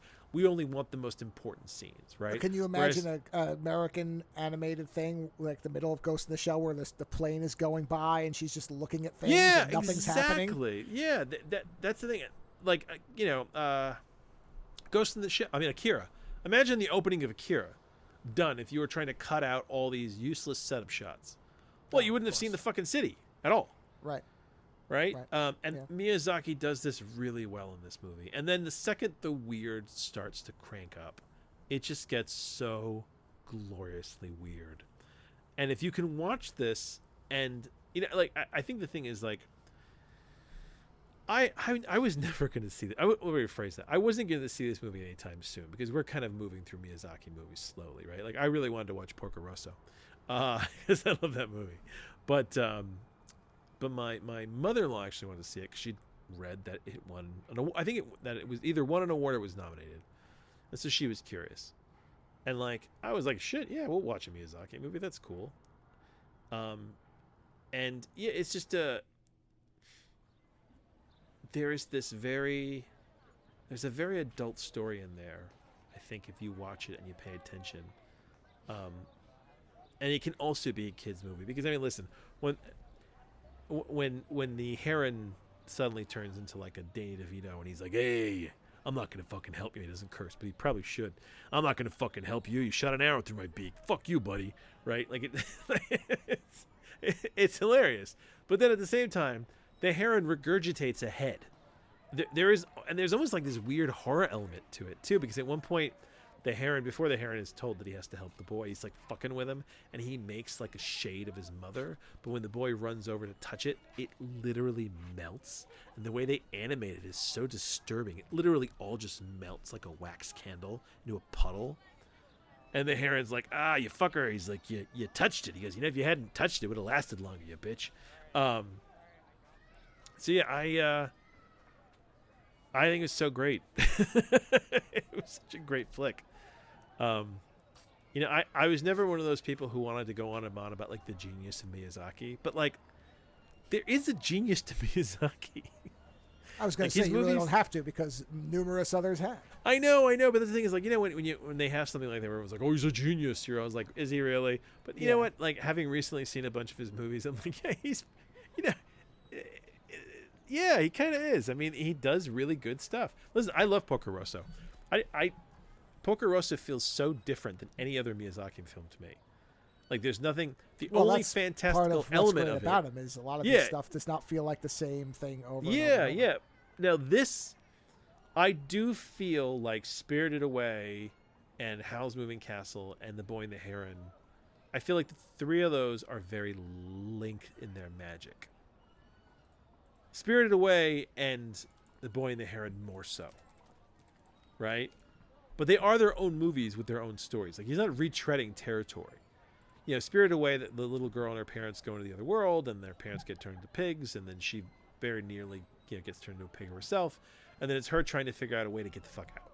Whereas this movie, this boy goes in knowing that he's going to some weird shit because he thinks that he's A, looking for mom too, and B, wondering if he can find his dead mother. And then it comes this whole thing where he realizes that he had a chance to spend time with his mom and properly say goodbye, and he is prepared to be with mom too. So like, it's just and like I said, I'm missing a lot of the details. There are so many I mean, like at one point he hates the pelicans, but then he meets this one pelican who's like dying, and it's Willem Dafoe. And the pelican says that basically they were brought here by the grand uncle, and they got stuck here, and there was nothing to eat. So he told them to eat the dead souls rising from the earth or something like that. So that's why they eat the dead souls, because there's nothing else to eat in this world for them. Things like that. Like it's, it hints at a greater mythology. And what's fascinating is that, this level of creativity and imagination, if a U.S. studio had this, they would have already been trying to make a series of movies based on this tower that can basically go anywhere. Marvel pretty much is. This is their multiverse. This guy made a movie about a tower that exists in the middle of fucking anywhere and everywhere, and said, no, you know what? We're just going to make the one movie. Like, there are endless possibilities to this, but there's enough creativity that he's like, no, we're just going to tell the one movie. Like, he is there at the same time as his mom, but separated by like 30 years. You know what I mean? Just shit like that is fascinating, and it opens up a lot of questions in your mind. So yeah, I loved it. I think that you and your wife would enjoy this. Oh, it sounds great. Yeah, it really was very good. And I didn't think I was going to enjoy it. I thought it was just I didn't think it was going to be bad. But I thought I was going to watch it and be like, it's a Miyazaki movie. But even in the world of Miyazaki movies, this one feels weirder still. You know, like he's dabbling in kind of even weirder territory. And there's aspects of it that are cutesy because you're like, oh, they're giant man-eating parakeets. That's kind of cute. But like when you think about kind of the bigger scale of it, like it's just such a high level of weird. You know, that if this was live action, it would be like an A24 movie or some shit like that. You know what I mean? It'd be like that's what it sounds like. Yeah. Yeah, doesn't it? So, yes, I think this movie has enough weird for you, and I think it has enough cute for your wife. Well, that is the magic ratio, generally. It is, right? It is. Like aspects of this movie are very Animal Crossing, but then there's aspects of this movie that are very, I don't know, Stalker. Well, you know, that's the magic word for me. Yeah, I mean, like, yeah, and I love that there's no explanations. Like, I guess that bothers certain people, but I like that there's no explanations. Like, you get visually, you can look at it and try to work out what's going on, but they don't just fucking tell you. Like, they never tell you why the blocks can build this environment. It's just this idea. My idea was that the grand uncle, by trying to add form to the chaos of these magic rocks, creates the realm. Right? But no one ever says that really right out. You know, like, he just says, well, I have to, put these blocks up now and then in a certain order. He's like, and it keeps the world here existing. You know? Yeah, so it's just that's my review.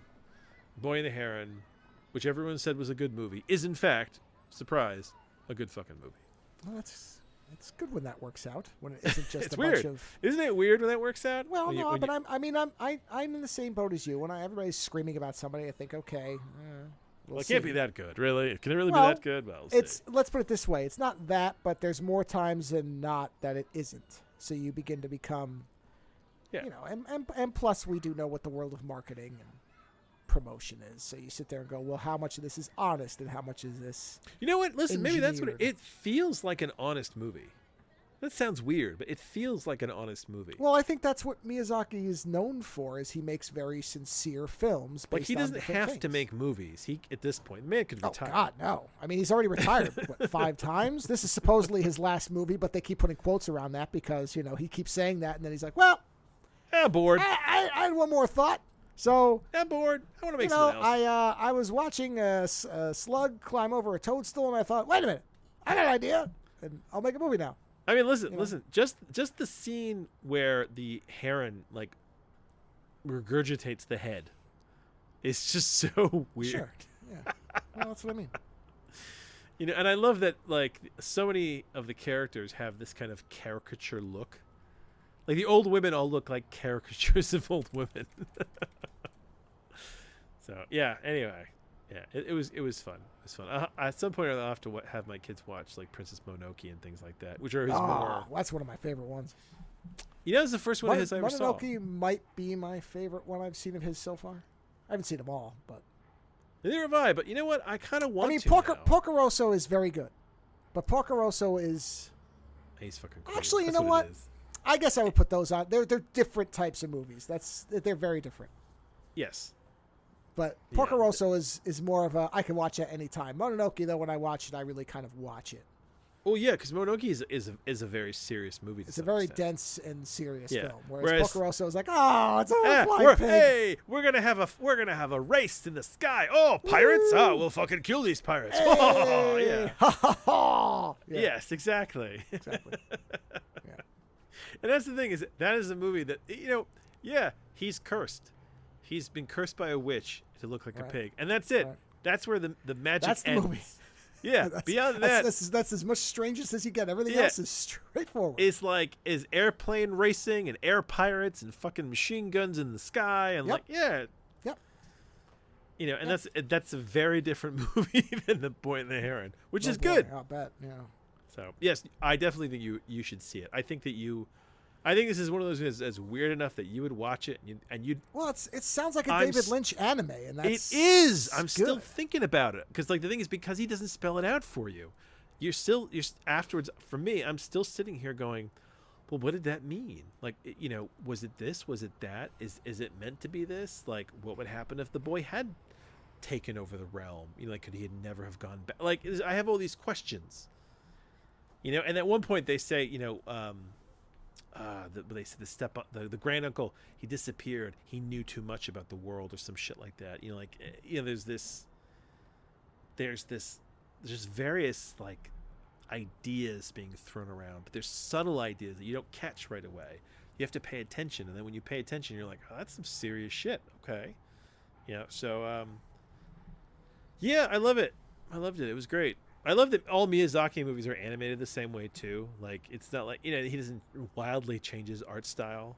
Like, things get more grotesque, I think, in the fantasy movies, more fantastical ones. Like, outside of Porco Rosso's pig face, there aren't any old women that have giant oversized heads. Sure. You know what I mean? Yeah. So yeah, it's but I do love that in the same vein as his other films, The Boy and the Heron, it doesn't end with this perfect picture. It's not like he gets his dead mom back. Like, he accepts that she's gone.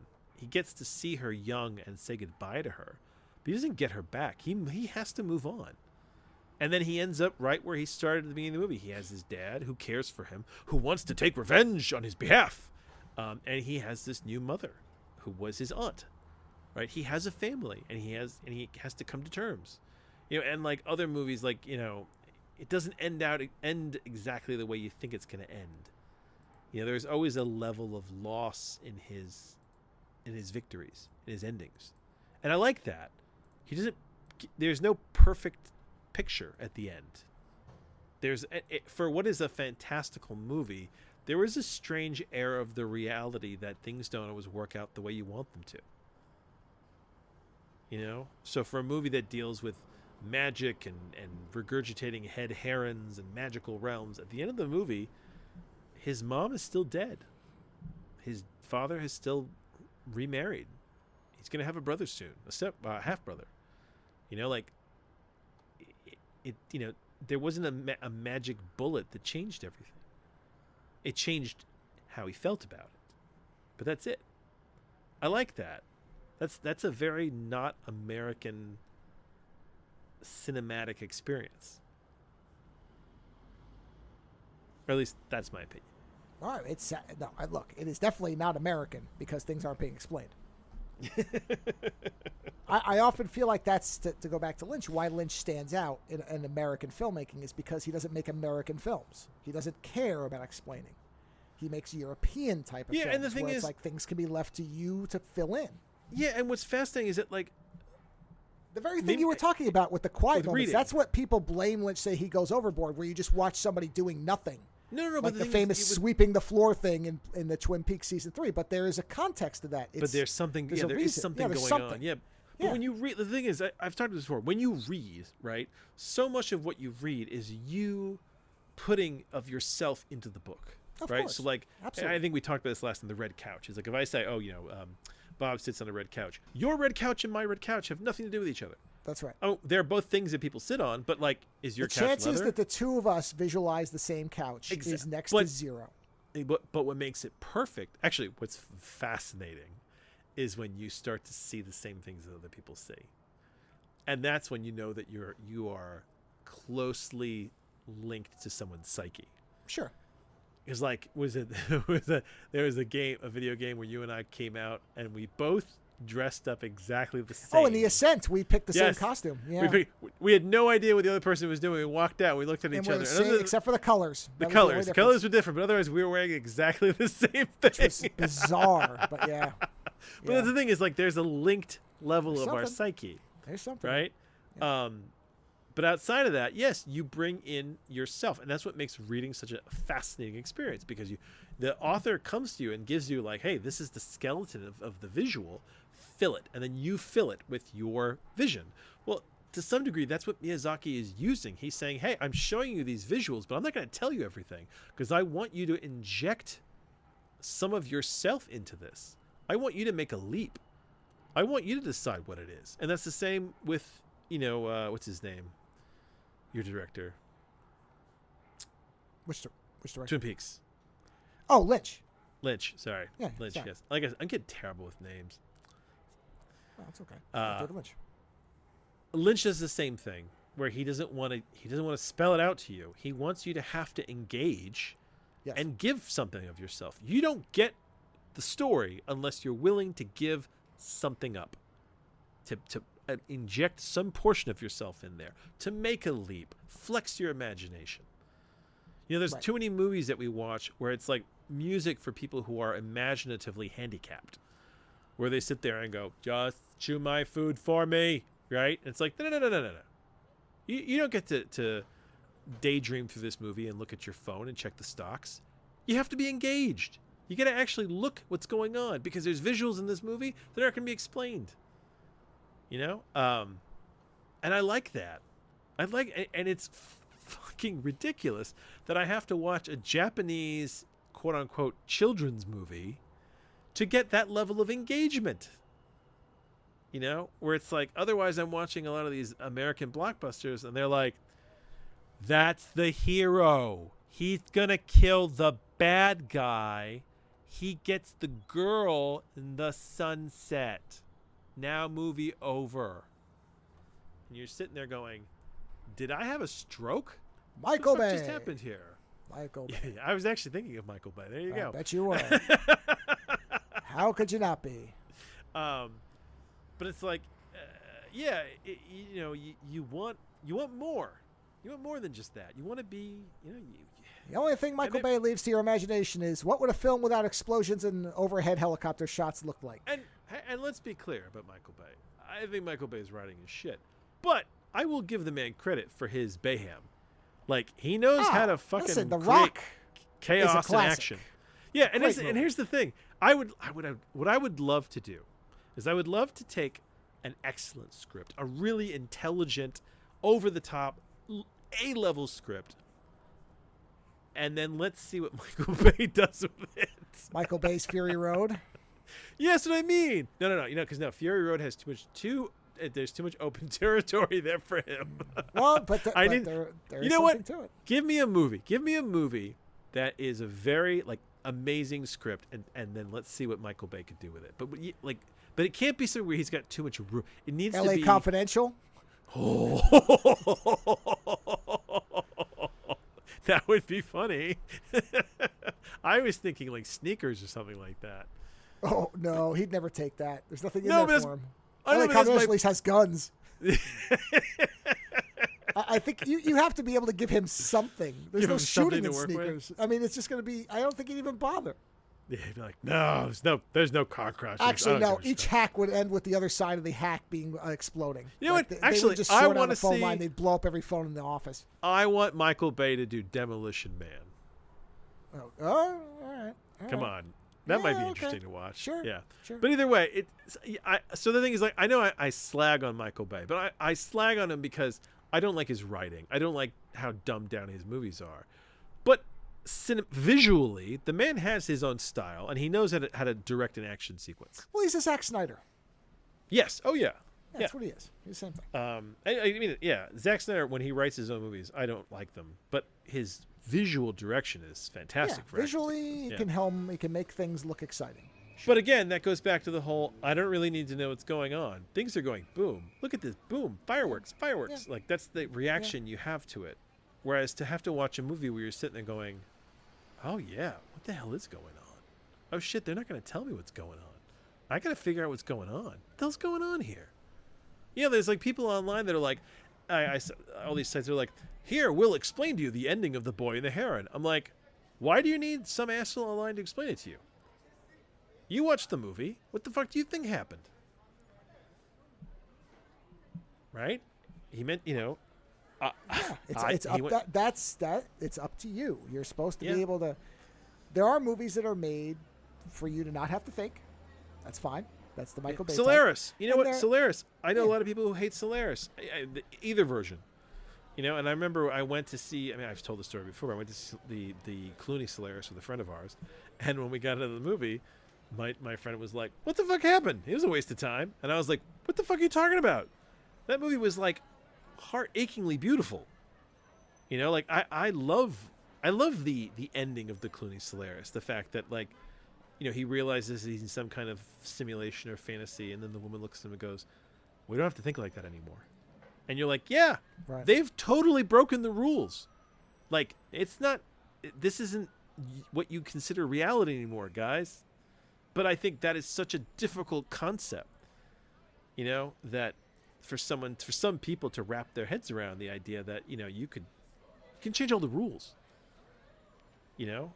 So anyway, yes, I really enjoyed The Boy and the Heron, and I give it my stamp of approval.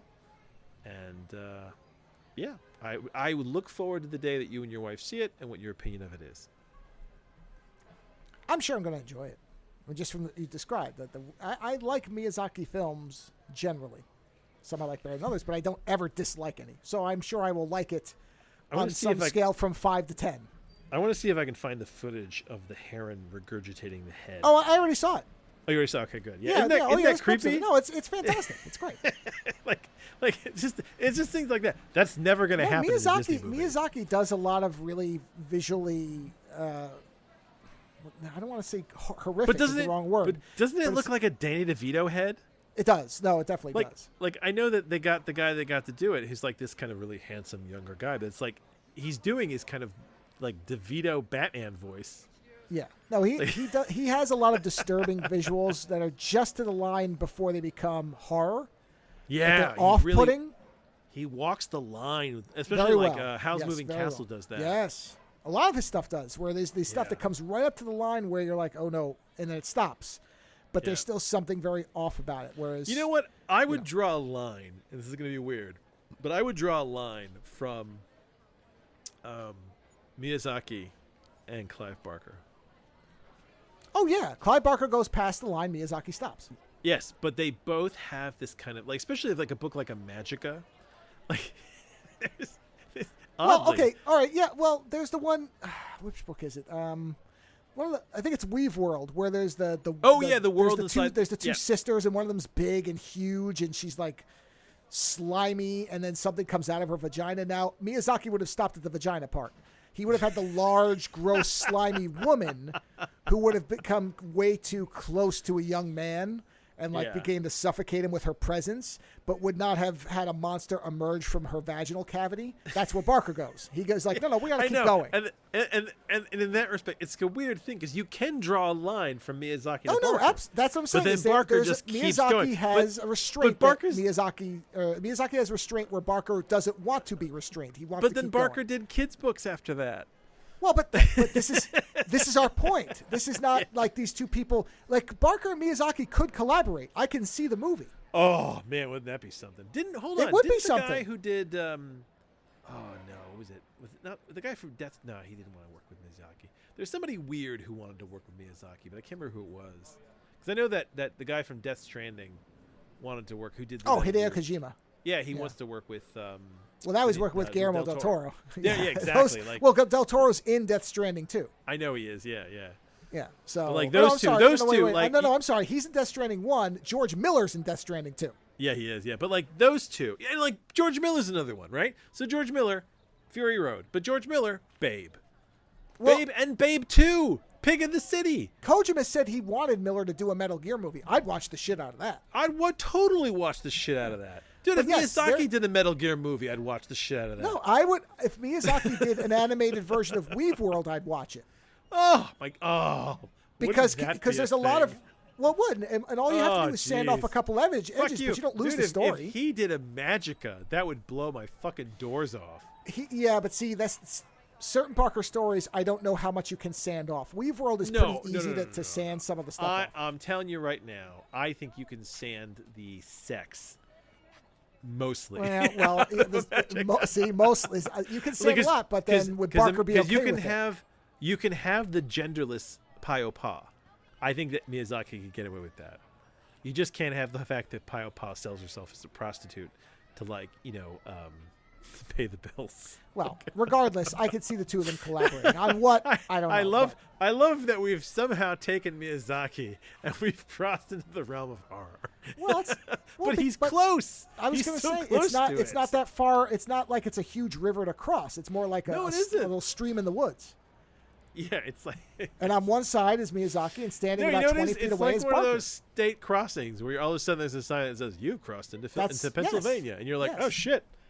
Looks the same, but suddenly we're in Pennsylvania. Okay. You can convey similar concepts in different ways, and they're still related, even if one looks completely different than the other. Yeah. I mean, listen, to some degree, a movie like The Cell and a movie like The Boy and the Heron, they've got similarities. Sure. You know, because, like, did Jennifer Lopez really go into that guy's mind? Hard to say. Right? We don't know. Did the boy actually go to a magic dimension and see his dead mother from 40 years ago when she was a child? Or 30 years ago, whatever. No one knows. Listen, Only Miyazaki. Only Miyazaki he was knows 30, for sure. Yeah, I know. And you know what? I don't want to know, actually. Because the thing is, he didn't put it in the movie. Therefore, it's not meant to be there. Right. It's not important. It's important left to you to decide. It's left to you to decide. Exactly. And that's what I want. You know, I'm still at that age where I want to have to flex my brain. My grandmother, before she passed away, we used to come over to see her, and she'd be watching like children's cartoons. And I was always like, "Why are you watching this?" And then I realized it's because she was kind of at this point. She was beginning to lose her mind. She had, I don't think she had a massive sense of dementia, but she had a healthy sense of dementia. These shows were easy for her. They spelled it out for her. She needed that at that point. You know what I mean? And like I look at that and I remember it and I go, yeah, I'm not there yet. I want to be challenged. I want to flex my brain as long as I can. You know what's funny? I haven't seen that movie Tenet yet, and I just keep getting told that a lot of people didn't like that movie Tenet, the last Christopher Nolan movie. And there's a part of me that's it's not that I have been avoiding it. I just need to carve out hours of my schedule to watch this fucking movie. But there's a part of me that sits there and says, you know what? Maybe the problem is that Nolan just decided not to explain shit. Said, fuck it. You know what? I'm not going to tell you what's going on. Figure it out. And people were like, but time travel, what's going on? You know, like people are always trying to find like the intricate map of like the here, now, then, and before. And like, maybe it doesn't matter. I don't know. I haven't seen it yet, so maybe it is shit for all I know. So, oddly, what's his name? Fucking, I keep thinking of his Cedric Diggory. Fucking hell. Terrible with getting so awful with names. I don't know who you're talking about now. The guy from The Lighthouse who played Batman. Oh, Pattinson. Robert Pattinson? Robert Pattinson played Cedric Diggory in the Harry Potter movies. It's the first thing I saw him in. I thought you were saying the actor's name was Cedric. I was like, whoa. No, okay. Robert Pattinson played Cedric Diggory in the Harry Potter movies. And I always remember him in that and Twilight. So whenever I think of him, the first thing that comes to my mind is either Twilight or Cedric Diggory. Right? And my wife knows that. So when I turn and I go, hey, look, it's Cedric Diggory. She's like, it is Cedric Diggory, right? But this, you know how you talk about this is a study in a constant interview of longevity and timeline? Mm-hmm. Yes, this is what happens as you get older.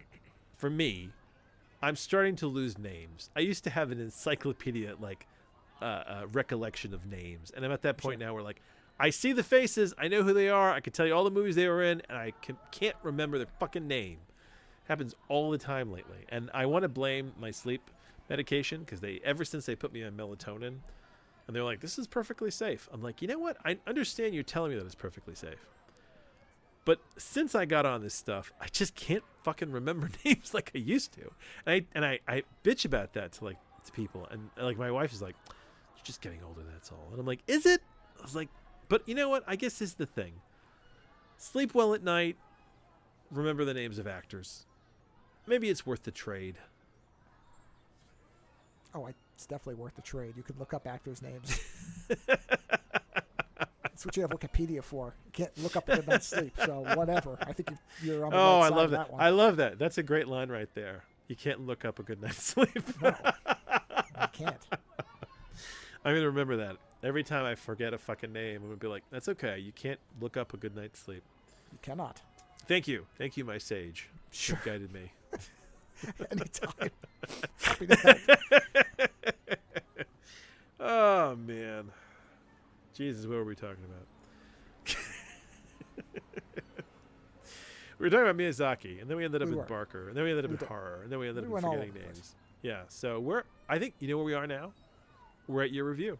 Oh, and boy, do I have one. The opposite of your type of film. Oh no! Is it because it's a horror movie that's really good, or is it because it's a bad movie?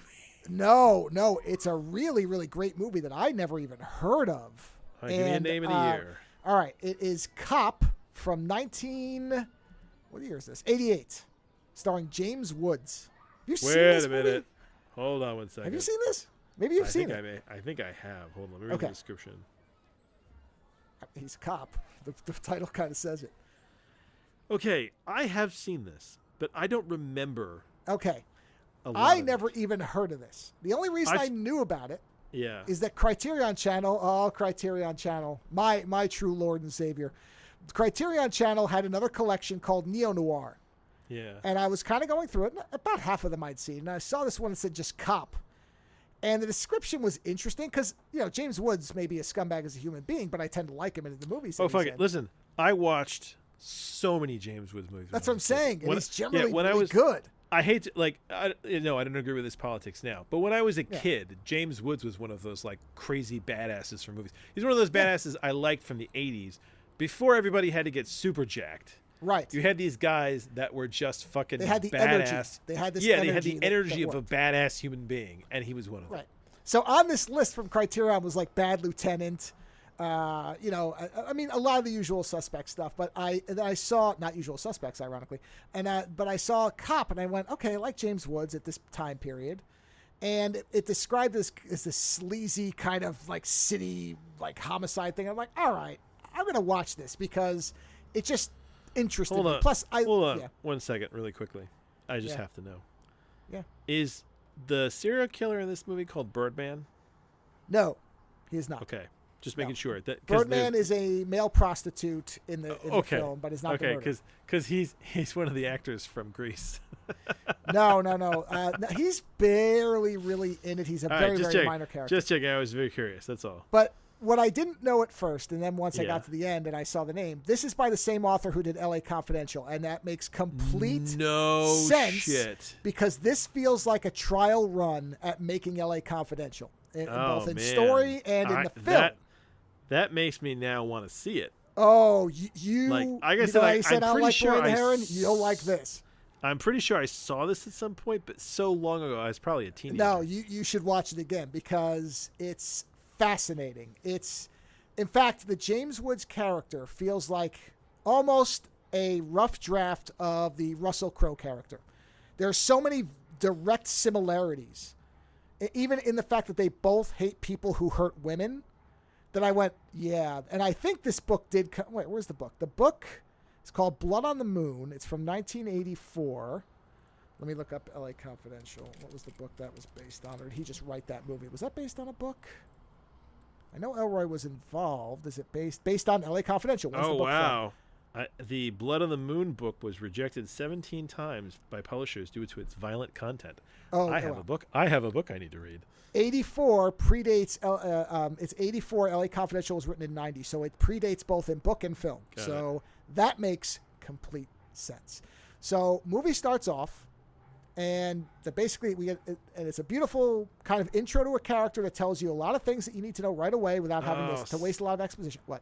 And to give you an idea of why this movie maybe that was bigger, the studio that was making it, they were having major financial issues, and they couldn't advertise or publicize the film. This movie, sad. It's regarded moderately well in terms of critical reviews, were generally okay but not great. I'm not surprised it didn't do better. It's a very kind of dour film. It's not depressing. I wouldn't go that far, but it definitely is not a happy film. There's just a lot of psychic and violent damage to a lot of people in it. And it doesn't leave you really like, yay, the cops won, nor does it leave you in, oh, everybody's dead. It's not that. It's in the middle. It's in this weird, vague area where you just kind of feel like, after it. God. Like, it feels very realistic in a lot of ways to the malaise that we currently exist in. Maybe that's why it works so well for me watching it now. So, movie starts out, and James Woods is playing a sergeant named Lloyd Hopkins, and our intro scene to him is great. I didn't clip it, but there's a younger cop, and he's kind of running through a bunch of different cases with him, and he's going through all this different stuff with him, and you immediately understand, okay, he has a lot of experience. He obviously is smart. He knows, he's got intuition. Like, it's a very, very nice rapid fire way of introing him and establishing his competency. So it's a great intro scene for the character because you got everything you need to know about him in about 4 minutes. And you're like, okay, he's been around for a while.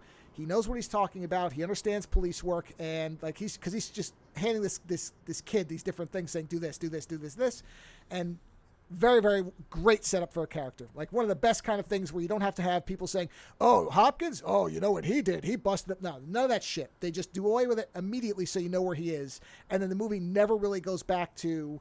There's a couple of mentions in a couple of the clips where somebody says, "Oh, we know you're a good cop," but they don't dwell on it. They don't have to establish anything, because even in L.A. Confidential, they go into that whole thing about Pierce. What's his name? Pierce. Christ, forgetting names. What's his name? Crowe? No, the other one, Pierce. The actor's name. Guy Pearce. Guy Pearce. Yeah, Guy Pearce. Because there's parts where they're talking about, he was this, and his dad was this, and there's all this stuff. Even in there, they're kind of explaining why you should be impressed with him. And in a movie like this, they don't. It's all done in the beginning, and they're like, now we're moving on. So he gets a call. Call comes in, and it's somebody who was about to break into an apartment but saw something and said, yeah. And I love this because it's going over the credits where you're hearing this phone call from this guy. And he's like, I was going to go in there and rob the place, but when I looked at it and saw how fucked up it was, I was like, nope, there's a murder here. I'm just going to call the cops. He's just admitting that he was going to break in because what they're going to find is so much worse that they won't care, which is also a recurring I just want thing. you to know I was going to commit a crime, but I didn't want you to think that I committed that crime. He literally says, I was getting ready to rob the place, but then when I saw what was in there, I was like, nope, I'm just going to call this in because it's horrible. And it's great. He's like bitching to himself as he's on hold because he's trying to get through to 911. He's like, man, why am I even bothering with this shit? I should just give up. And then he finally reaches him and tells him. The 80s. I know, it's great. And so James Woods takes the call, shows up, and finds a woman who's been hung upside down and basically looks like she's been cut from crotch to neck or so. I mean, they don't dwell on it, but there's blood everywhere. She's hanging from the ceiling upside down. And so he starts looking around just for basic clues. And he calls it in and says, you got to get here. There's a woman murdered.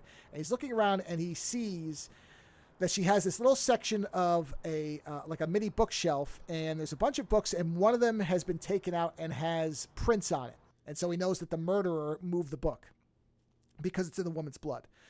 So, he basically, he sees that it's a feminist book, because that's the description of it, like a feminist manifesto thing. So that's kind of his first clue. He's like, okay, well, maybe I need to look into what this is. Like, what is this book about? Where is this book sold? That type of thing.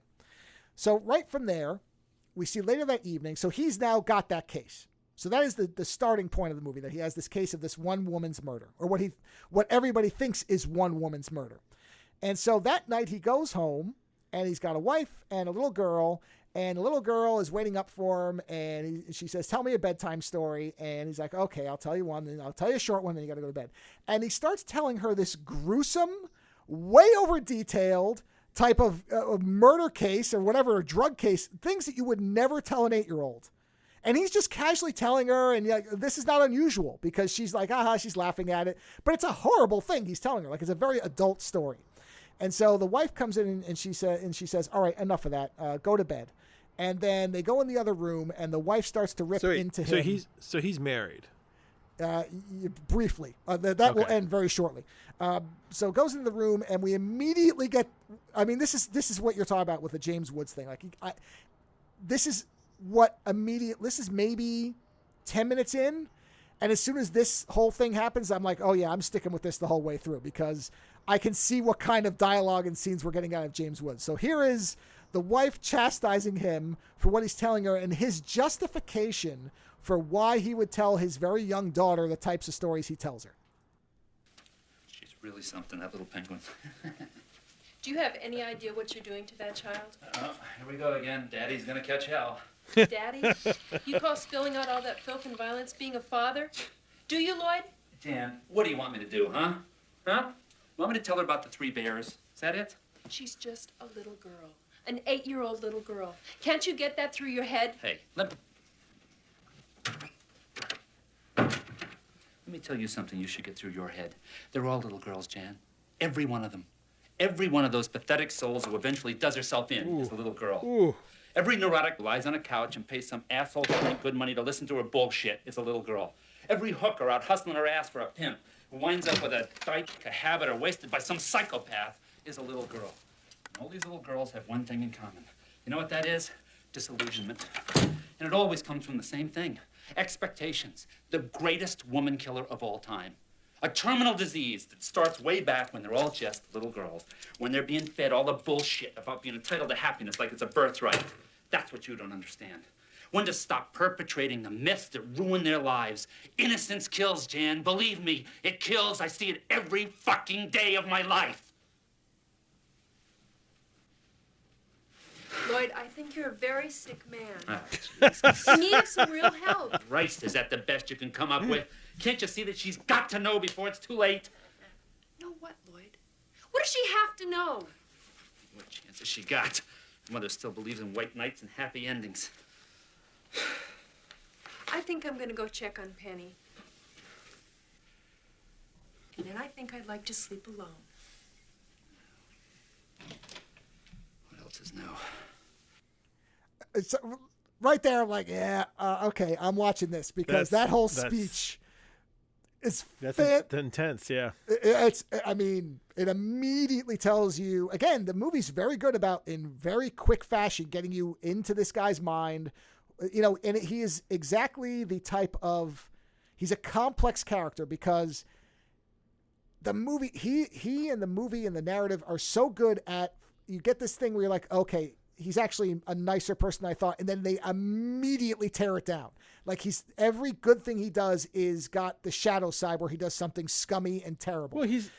Well, okay. I haven't seen the horrible yet, but like, his logic kind of makes sense to me so far. No, it does, but it tells you that he sees the world a certain way, right? Yeah. This is the idea is that there's no point in having any illusion about anything, no matter how young a child is. Now, you can agree or disagree with that. That's not even the point. It just puts you into his mindset, right? And the wife obviously you understand his logic. Yes. Right. So then he calls up his buddy, who is a higher up in the force. I don't know maybe he's a lieutenant. I don't know how the rankings work. I know he's not the captain. The captain's a different guy, but this guy is higher up than him, but not a captain. He's in between.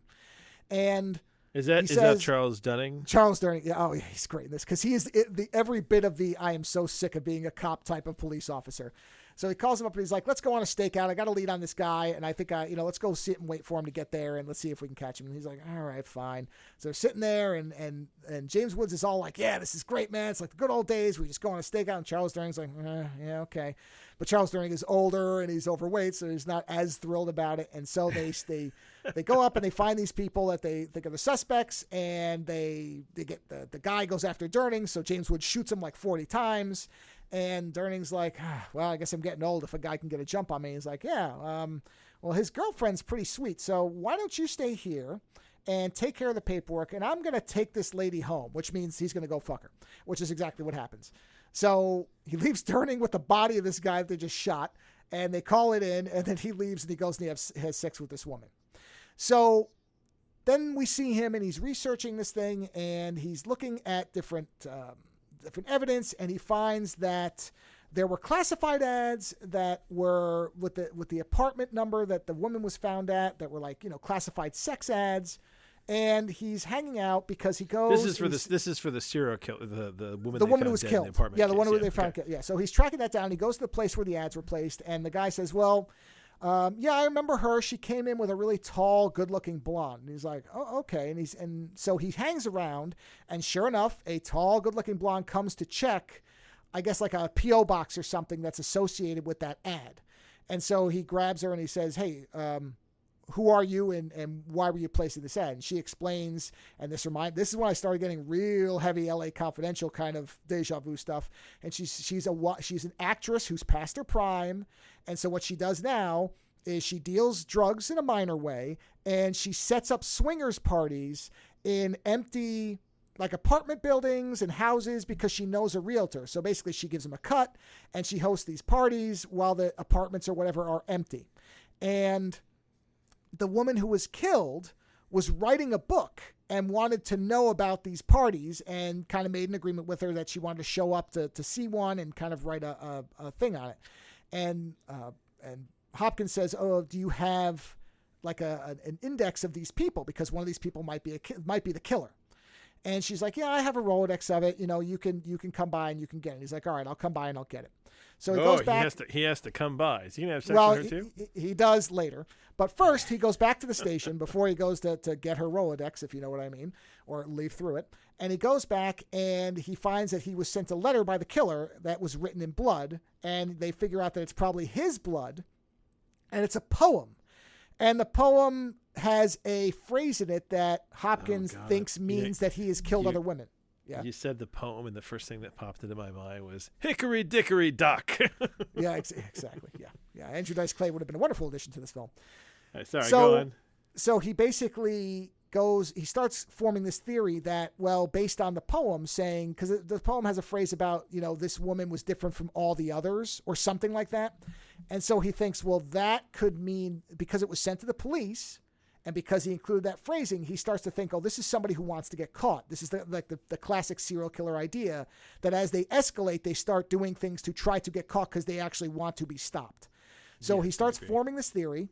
And he goes to his buddy from the stakeout, who's the higher up, Dutch, and he's trying to convince him on his idea that there's a serial killer because he wants the older guy, the guy who's higher up, to help him get files because the higher up you are in rank, in theory, it's easier for you to get files. And this is him going through his theory with him, and this guy going, oh, man, you'd better be careful.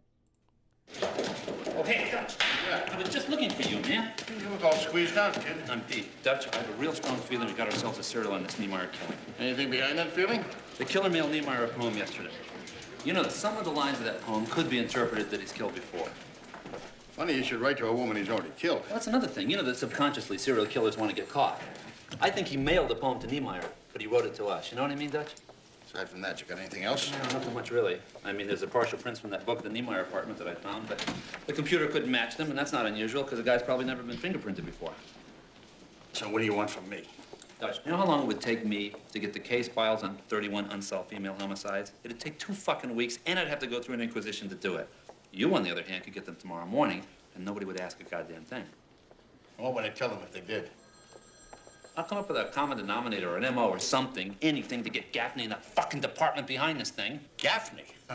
Lloyd, this is your Dutch uncle again, and I'm telling you, stay away from that born-again with feelings about serial killers. We all know that stuff panics the public and embarrasses the department. Dutch, he's not going to sit still like... How long is it going to take to get these files? 31? 31. It'll be on your desk in the morning. Attaboy. And don't forget tomorrow night. Tomorrow night. Estelle's giving a party for... Well, you'll see tomorrow. But she's counting on you and Jen being there. Yeah. So Hopkins leaves, and you heard the thing, and this is again... Did he say, don't treat me like a Dutch uncle? No, he's saying this is your Dutch uncle. His name's Dutch, and since he's takes care of James Woods. For a brief moment there, I thought that was a turn of phrase I did not know. No. Basically, the idea is he's the mentor to Woods, and he favors him, and everybody knows that he kind of keeps shields him from things. That's why he's like, this is your Dutch uncle telling you, be careful. That's where he's warning him. Got it. And again, you get some LA Confidential vibes with the whole idea of don't embarrass the department. Don't start bringing up stuff that will embarrass. So again, there's all this mirroring, but this is a much slimmer, grimmer, like grittier version of it. It doesn't have all the polish that LA Confidential has. And I think that's why this movie isn't seen the same way, but it is essentially a very, very tight companion piece, both because of the source, but also in the way the whole story unfolds. So you hear that bit at the end where he says, oh, there's a party tomorrow night. You're supposed to be there with your wife. Hopkins goes home, finds that his wife has taken the kid and left because she's afraid of what he's going to put into her head. And so basically he's now on his own, and he so happens to call up the woman he was talking to earlier and says, hey, can I come over and leaf through that Rolodex now? And she's like, sure, stop on over, and goes over, and they have sex. And while they're having sex, you see in the background, you see something. You can't really tell what it is, but you see like a door kind of moving. And so you know somebody's there. And this, again, you'll find out later. If you remember in LA Confidential, Danny DeVito is taking pictures of Guy Pearce having sex with Kim Basinger. And in this movie, sure enough, photos of him having sex with this woman later factor in. So it's like there's lots of doubling of things in here. But right now you don't know what it is. You just see the door moving, and you're supposed to figure out that somebody's clearly in there. Who it is, you don't see anything. You just see the door move, and the door's still. This is not Poltergeist. Doors aren't just moving by themselves. So he then meets the next day. What is this, a Miyazaki film? Right. No, there's not. This tells you everything you need to know, but not in a Michael Bay way. There's no explosions. I don't think. No explosions. Just a lot of gunshots. So the next day, he's tracking down different leads, and he's talking to he gets the files first. I'm sorry. So he gets the 31 files that he mentions, and this is another scene where they're showing how he's approaching everything.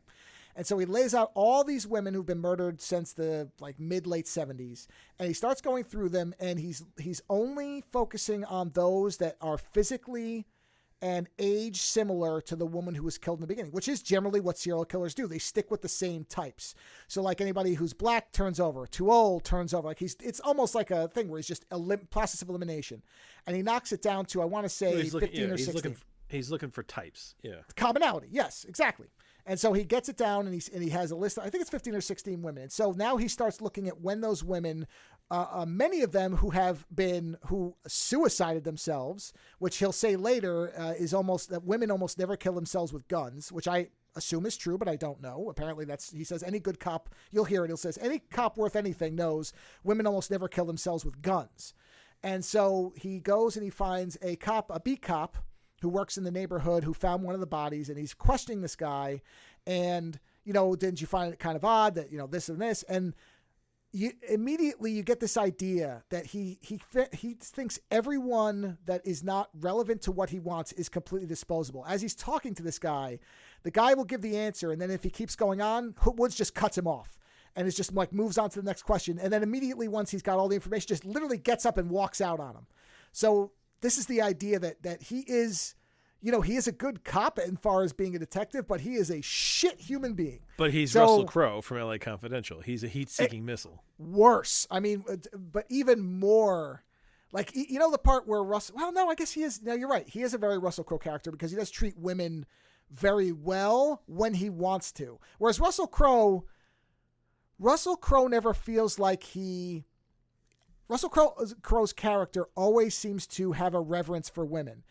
The Hopkins character only seems to have reverence for what he considers to be innocent women, and there's almost none of them, or victims. But living women, which I'll get to in a later clip, he wants them to give him what he wants one way or another. Otherwise, they're just wasting his time. That was never the Russell Crowe character. Russell Crowe had a sensitivity to women that Hopkins is often missing, unless there is a direct threat or like his daughter type, like very young, like kids. So he's putting together this different information, and he talks to this beat cop, and he then breaks into that cop's home because he doesn't think the guy's telling him everything. And he discovers that there's a wiretap, that somebody is tapping his house. And he grabs the tape out of this because he traces this little lead, which how this cop never noticed this is sort of baffling, but I guess, some cops are smarter than others. And so he finds this tape, he takes it back to the department, and he's listening to it, and he hears on the tape that the cop is basically working with a male prostitute, who's that guy you were talking about, the bird guy. Mm-hmm. And he basically calls Internal Affairs and he says, hey, is this cop under investigation, meaning the cop he talked to, the beat cop, whose name is Haynes. He says, is Haynes under investigation for anything? And they're like, no. And they're like, okay. And then he tries to look up whether there's any information on this bird guy. And they know who he is and that he's a male prostitute, but he doesn't have any rap sheet. Like there's nothing on him. And he thinks that's odd, that how is this guy known to be a male prostitute and yet no arrest for anything? That seems strange. So he starts to suspect something's going on with Haynes. And so he then decides to go to his captain to try to convince him. Now, this is the born again that Dutch Uncle was referring to. He's going to try to convince him that he should give him this scene is stunning because what Hopkins is asking for. Now, I don't know anything about police work. I don't. But it seems like what he's asking for is incredible based on the evidence that he has so far. And the captain's going to agree with my assessment, but you'll hear it.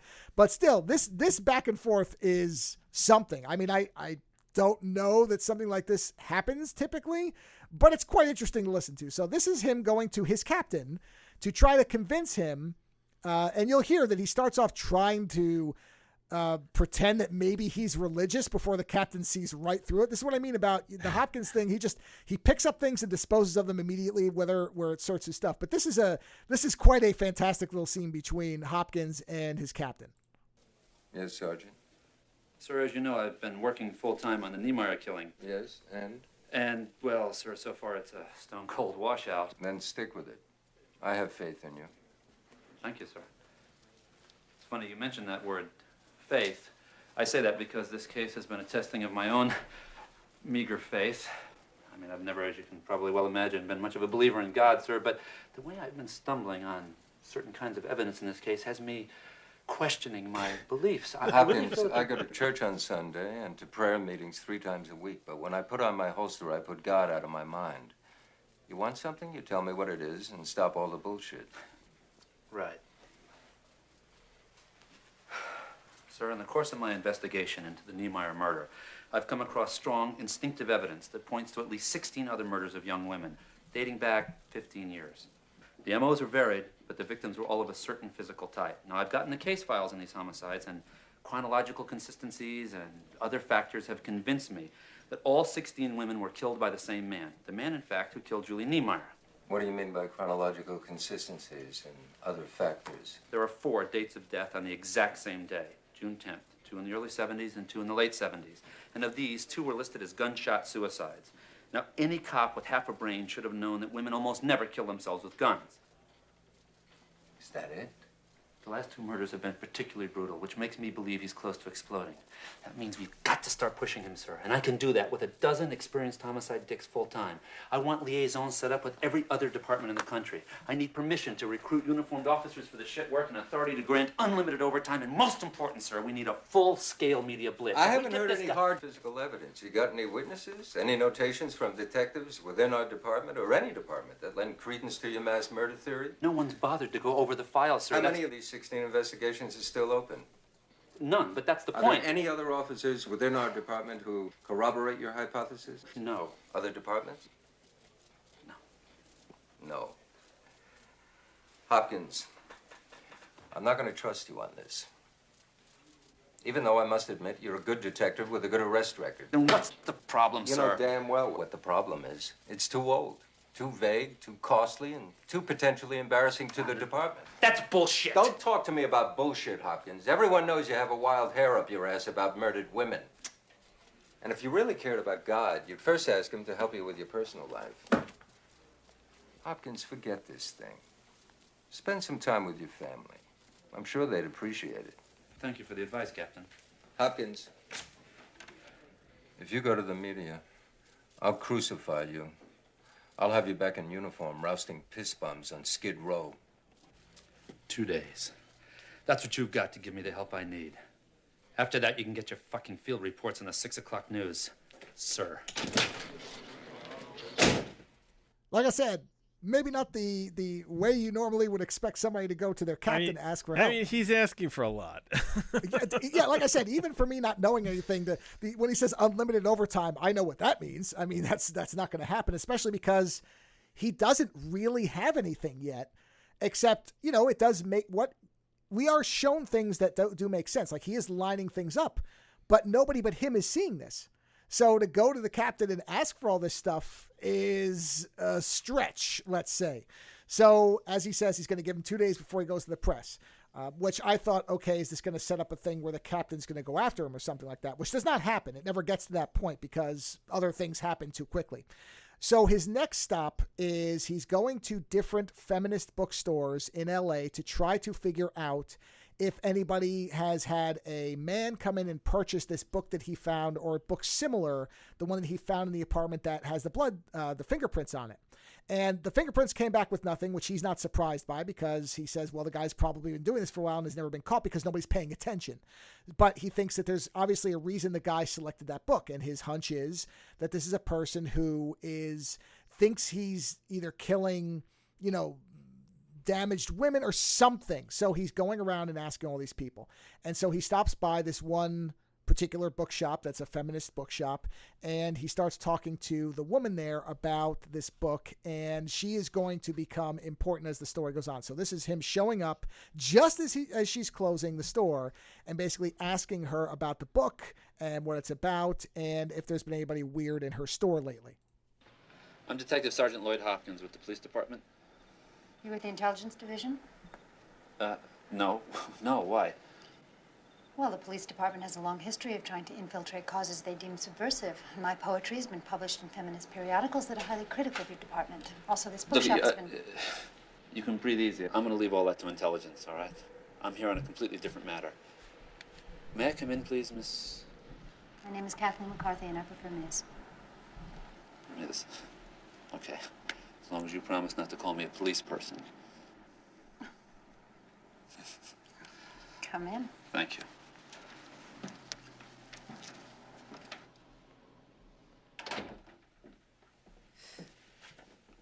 I'm here to investigate a murder of a woman named Julia Lynn Niemeyer. You wouldn't know her, would you? No? I have reason to believe the killer is interested in poetry, possibly in this feminist poetry in particular. What led me to this is I found a bloodstained book at the scene of the crime, Rage in the Womb. Do you know the book? Of course. I'm sure it was her book. See, she had this little feminist poetry section on her desk, and there was a space where the book was missing. I'm sure killer went through it. And that makes you think he's interested in feminist poetry? Well, that. And the fact that he sent a poem to her post office box a few days after he killed her. It was an original poem, and there was a line in it that convinced me that he's killed before and will no doubt kill again. Look, Ms. McCarthy, I don't want to tell you the condition in which I found the Niemeyer woman. But I will tell you the poem was written in human blood. God. His own, probably, which gives you some idea of the kind of psychopath we're dealing with. Look, what is it you want from me?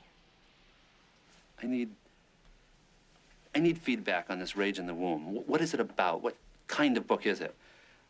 I need to know if you've had any strange men in your store, specifically men in their 30s, buying feminist literature, acting angry or furtive, or in any way out of the ordinary. Rage in the Womb is an angry book. It's a polemic, a broadside against many things. Violence perpetrated on women in specific. I think I sold my last copy a month ago. To a man or a woman? I don't think I've ever sold a copy to a man.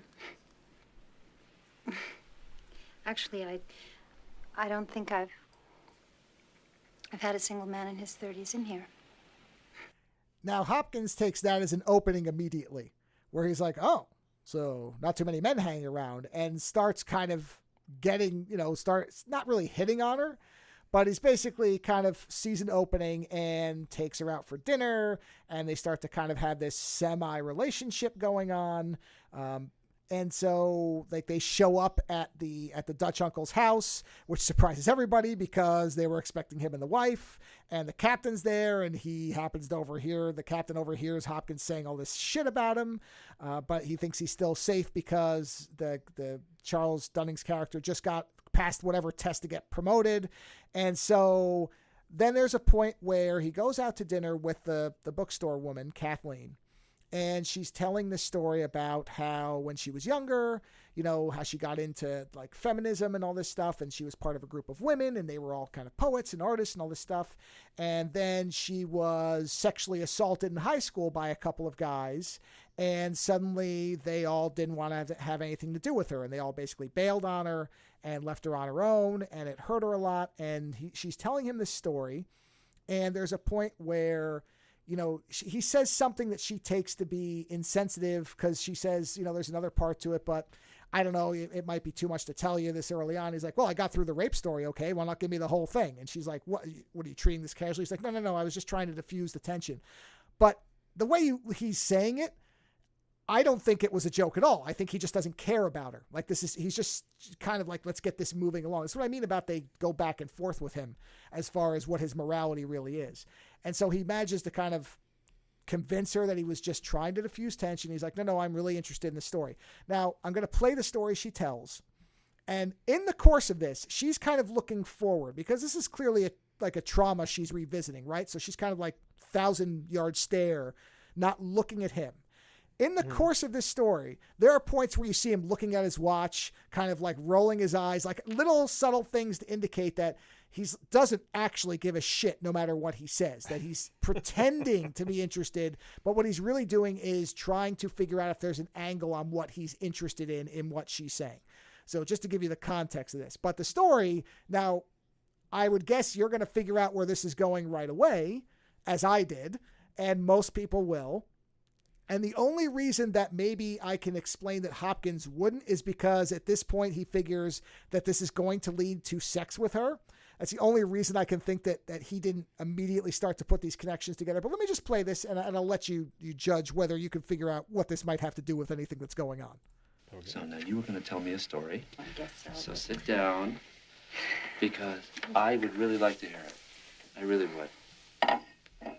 So, once upon a time. Once upon a time, there was a quiet, bookish girl who wrote poetry. She didn't believe in God or her parents or the other girls that followed her. So she tried very, very, very hard to believe in herself. That was easy for a while, until something terrible happened, and everybody left her. The loneliness became unbearable. She contemplated putting an end to it all. But one day, she discovered someone loved her. Some tender man sent her a poem, accompanied by flowers. And he continued to send her flowers periodically and anonymously for many years. They always seemed to arrive just when she needed them most. Through 15 years, this woman has grown as a poet and a diarist, and she keeps his flowers pressed and dated in glass in a treasure chest in her bedroom. She speculated on her dream lover, but never tried to figure out who he really was. She's taken his anonymous tribute to her heart and decided to reciprocate his anonymity by keeping her diaries private forever. The moral of the story is there's a vast difference between being alone and being lonely. She no longer lonely knows that difference. Now you could clearly see where we're going with this, right? She's being sent home by the serial killer. Exactly, right. So, I mean, it's very, very obvious. And like I said, the fact that Hopkins doesn't pick up on it, I have to think is because he's blinded by his penis. It's the only thing that makes any sense. Yeah, you know what it is? It sounds like he's so already checked out to her story because he's like, this is bullshit, that he's completely not listening. Right. And so she basically says, all right, I'm going to go basically get myself prepared to have sex with you. I'm going to go clean myself up or whatever. And he's like, okay. And he's, ready. And then he happens to be flipping through because she had shown him her high school yearbook because she was showing him the group of women that she was with when she was younger, like their artist collective or whatever. And so he's flipping through it as he's waiting, and he comes across a picture. And he went to the same high school as she did. They find out as they were driving to her place. It just so happens they're from the same high school. And he's flipping through the book, and he sees a picture of the beat cop that he had talked to earlier, the one whose wiretap he found. And then he finds another picture of a guy, and there's the nickname Birdman on it, which was part of the wiretap as well. And so he immediately thinks, wait a minute, why is this guy, his picture in here? And now he's starting to put some things together. So he tears the page out. Oh God, and he leaves, so he splits, and then that night, or I think it's that night, the Birdman guy, ends up being killed, and there's in blood on the wall is the motto from that high school yearbook. And so when he realizes that, when he finds out that this guy's been killed, which again, there's this mirroring of a young male prostitute is killed, and I'm like, LA Confidential, that young guy gets killed. And so he goes and he waits in the apartment for the beat cop to show up. whose name is Whitey Haynes. Haynes is the last name, but his first name is Whitey. So he waits for him because now he thinks that this guy was involved in some way. He's either the killer or he knows the killer or something. So he waits, and we get this scene where he basically jumps him as he comes home. I'm going to read this file. And then you and I are going to talk about the old days in Silver Lake. You know, I'm a Silver Lake homeboy myself. Ah, this is great. Today, I employed Lawrence Henderson as my vice finger man. I've told the men on the squad not to bust him. He is a good snitch. Respectfully, Delbert W. Haynes, Deputy Sheriff Badge 408. That explains his clean rap sheet. But it doesn't explain a Los Angeles County Deputy Sheriff running dope and male prostitutes and getting kickbacks from fruit hustlers all over Boys Town, does it? What are you gonna do? Henderson dead now. Huh, Whitey? Find yourself a new sewer? When the sheriff's dicks link you to Henderson, you're gonna have to find a whole new career for yourself. Oh, is that right? Well, I'm clean all the way down the goddamn line, and I don't know anything about Henderson's murder or any of that other shit or what the fuck you're talking about. You're on some kind of outlaw trip here, man. Otherwise, you'd have another cop here with you. I had you made the other day when you talked about those suicides. You're nothing but a punk cop who likes to hassle other cops. So, you want to bust me for stealing that file folder? You bust away, homeboys. That's all you've got on me.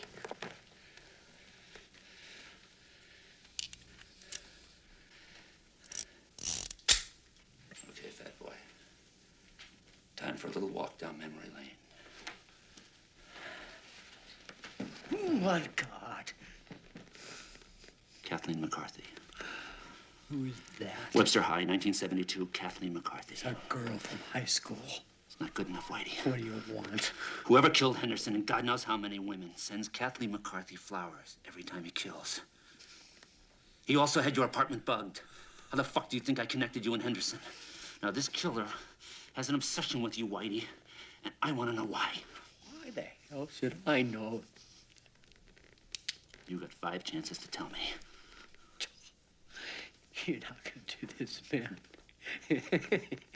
You haven't got the guts. 4 chances. Now I'm gonna give you a little help. June 10th, 1973. That's the first time the killer contacted Kathleen.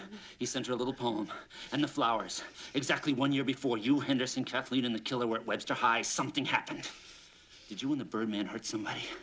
Huh? Who was it? We didn't do anything. What did you do? 3 chances, Whitey. Just a cunt. Are you gonna kill me over what happened to some cunt 15 years ago, man? What did you do to her? We just want to scare her, man. We? Who's we? Me and Bert. You know, that was a bunch of cunts. Kathy in the court, they put everybody down, so we started going and we couldn't stop. What did you do? Raped her! You raped her, you fucking piece of shit. We raped her, and then we had a gangbang, the two of us. Who knew about it? Who loved Kathleen McCarthy and wanted revenge? God, man. I don't know. I don't know. You can pull that trigger till you blow my head off, but I cannot tell you what I don't know. Stop it. So at this point now, we have basically most of the pieces put together on what's going on, which is, of course, this guy was in love with Kathy in high school, found out what happened, and has been harassing the cop and this other guy and killed the other guy. And for some reason has been killing these other women because, I mean, the based on the poetry, like they're not as good as Kathy. Like that's the idea, is that they're less pure or something. And so that guy, the cop, says, because he's got a gun to his face. He's like, if you don't kill me, I will give you information on other corrupt cops. And he says, I'm going to go and get the information. And earlier, when he broke into the apartment, Hopkins saw that he has a bunch of shotguns. So when the guy goes in the other room, he basically goes around the opposite side and hides with a gun. And sure enough, the guy comes out with a shotgun, the cop, the Whitey cop, and he shoots him dead. And then he calls Dutch, and he's like, yep, I just killed a cop, so you're going to have to come here and help me. His level of no one's going to touch me is unbelievable. But sure enough, Dutch shows up, and he's like, well, this guy's a corrupt cop, and he tried to kill me with a shotgun. And Dutch is like, all right, go back to the station and wait for me, man. I'm going to have to try to clean this up. And so when he goes back to the station, then he finds out when he gets there, the captain has gotten images, photographs of, oh no, I'm sorry. He goes home first, and then he goes to see that woman, the Rolodex woman, because she calls him, or he calls her, and she's like, yeah, you never did come to get that. You never did pick up the Rolodex. He's like, well, can I come by and get it now? She's like, sure, come on by. And he goes to get it, and now she's been murdered.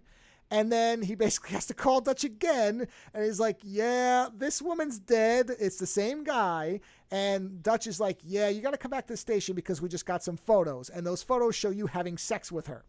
And so the captain is like, if not for him and your record, I'd fire you right now.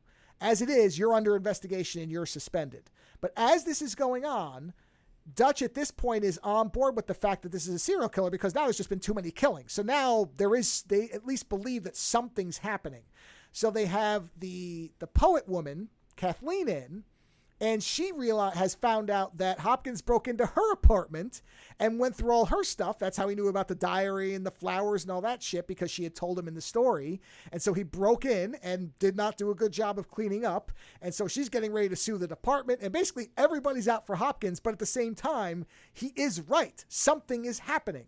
So they get it narrowed down to a list of 4 or 6 names who they think has to be the killer based on who was going to the school, who matches it, who's still in town, all this stuff. They've got it narrowed down to these 6 people, and they're going through these names with her. And the first couple names, she's like, no, I don't know who that is. I don't know who that is. And then there's one, and she says this one guy, oh, yeah, I know him. He was into poetry. And of course, if he's into poetry, we know it has to be him. Like Hopkins immediately is like, he's into poetry and he knew you? That's got to be him, right? So, but then he gets pulled out of the room by the captain, who's like just yelling at him. And as they're being yelled at, the woman thinks that this guy is going to be unfairly persecuted by the cops. If you remember, she says the cops have a history of harassing people that they think are subversive. So she walks out. She gets out. She goes to a phone booth and calls the guy. Hopkins sees her calling the guy. So this clip is her talking to the guy, and then Hopkins showing up when he basically confirms that he is the killer, more or less. So this is the whole thing. Is this Bobby Franco? Yes, it is. Thank God I reached you. You may not remember me, but my name is Kathleen McCarthy from Daniel Webster High School. I remember you well, Kathleen. Yeah, you do. Look, you may not believe this, but there's this crazy policeman who's got your name on a list of suspects that he thinks is a mass murderer. Why would he think that? I don't know. He's got some insane ideas. But when he finds out that you were a poet and that you were on the poetry review with me, he'll come after you. He'll swear it's you. He's gonna hurt you. What's his name? Sergeant Lloyd Hopkins. Oh! Oh! Okay, you've heard my name. Now tell me yours. What's in a name, Hopkins? Did you get my message? Yes. Yes, I got your message. I've also got Kathleen McCarthy. Now, she can tell me your name. What is it? Don't hurt her. Don't hurt anyone else. Let her go, Hopkins. She's not like all the rest. What, are you talking a deal? Just let her go. Then what? Then we just got you and me. That's the kind of deal I like. You pick the time and the place, homeboy. How about a reunion? Webster High in an hour. You got it. Why would you do that? Why would you do that? I thought he was innocent. I thought you would persecute what I thought was a talented and sensitive boy. Okay. I'm sorry. I'm sorry. It's okay. Just get back in there and give Dutch his name. In case he doesn't show up. You're gonna kill him, aren't you? I don't know. Maybe this time you'll get to send him the flowers. So now we've got the setup for basically, now there's about 10 minutes left in the movie. So at this point, he goes to the old high school, and they have this kind of cat and mouse game where they've got the drop on each other at different points. The poet has an Uzi, and Hopkins has a shotgun. And they're kind how very 80s. Okay. Yeah, very, very 80s. Oh, if you saw the way the guy was dressed, the poet, he's in like just a black like outfit that is like parachute pants and big, loose shirt. I mean, total 80s.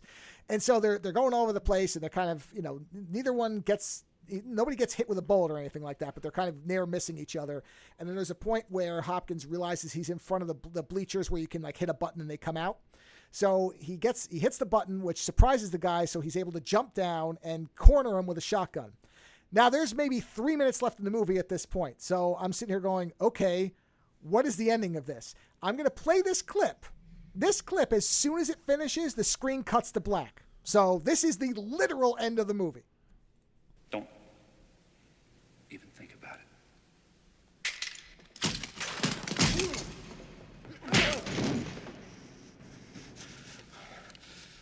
Get up. Well? Well, what? Aren't you going to read me my rights? Cuff me? Take me into custody? Why, so you can sit in a nice, comfortable cell? Let your smart-ass lawyer cop an insanity plea? Is that the idea? What's it to you, Hopkins? You're a cop. You got to take me in. Well, there's some good news and there's some bad news. The good news is you're right, I'm a cop and I gotta take you in.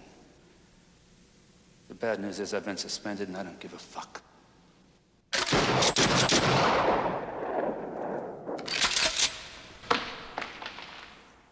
And the credits start rolling. That's the movie. That's very 80s.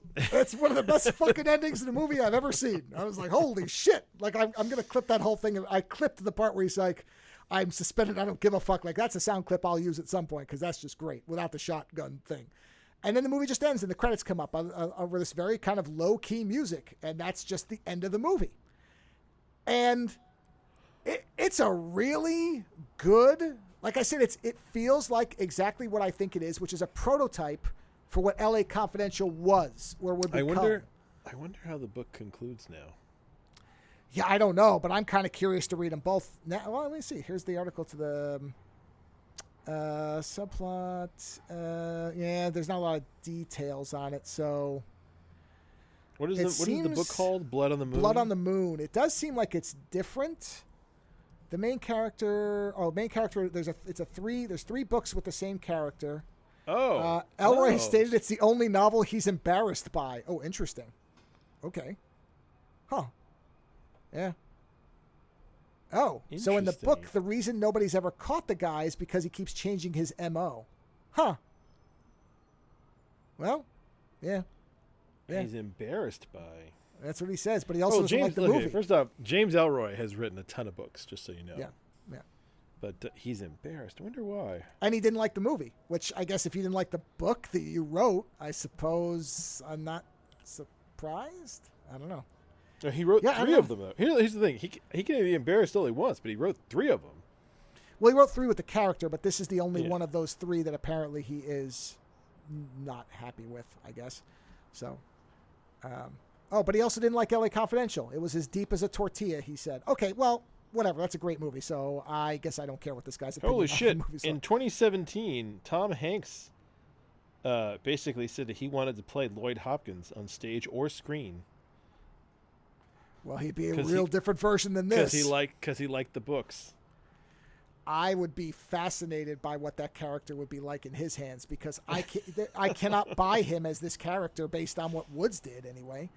So the fact that this is carved into me as what this character is, it'd be interesting to see somebody else do it. I want to see.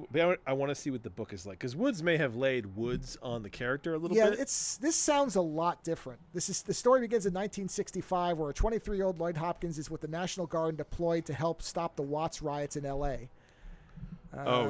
This sounds different. Yeah, this sounds.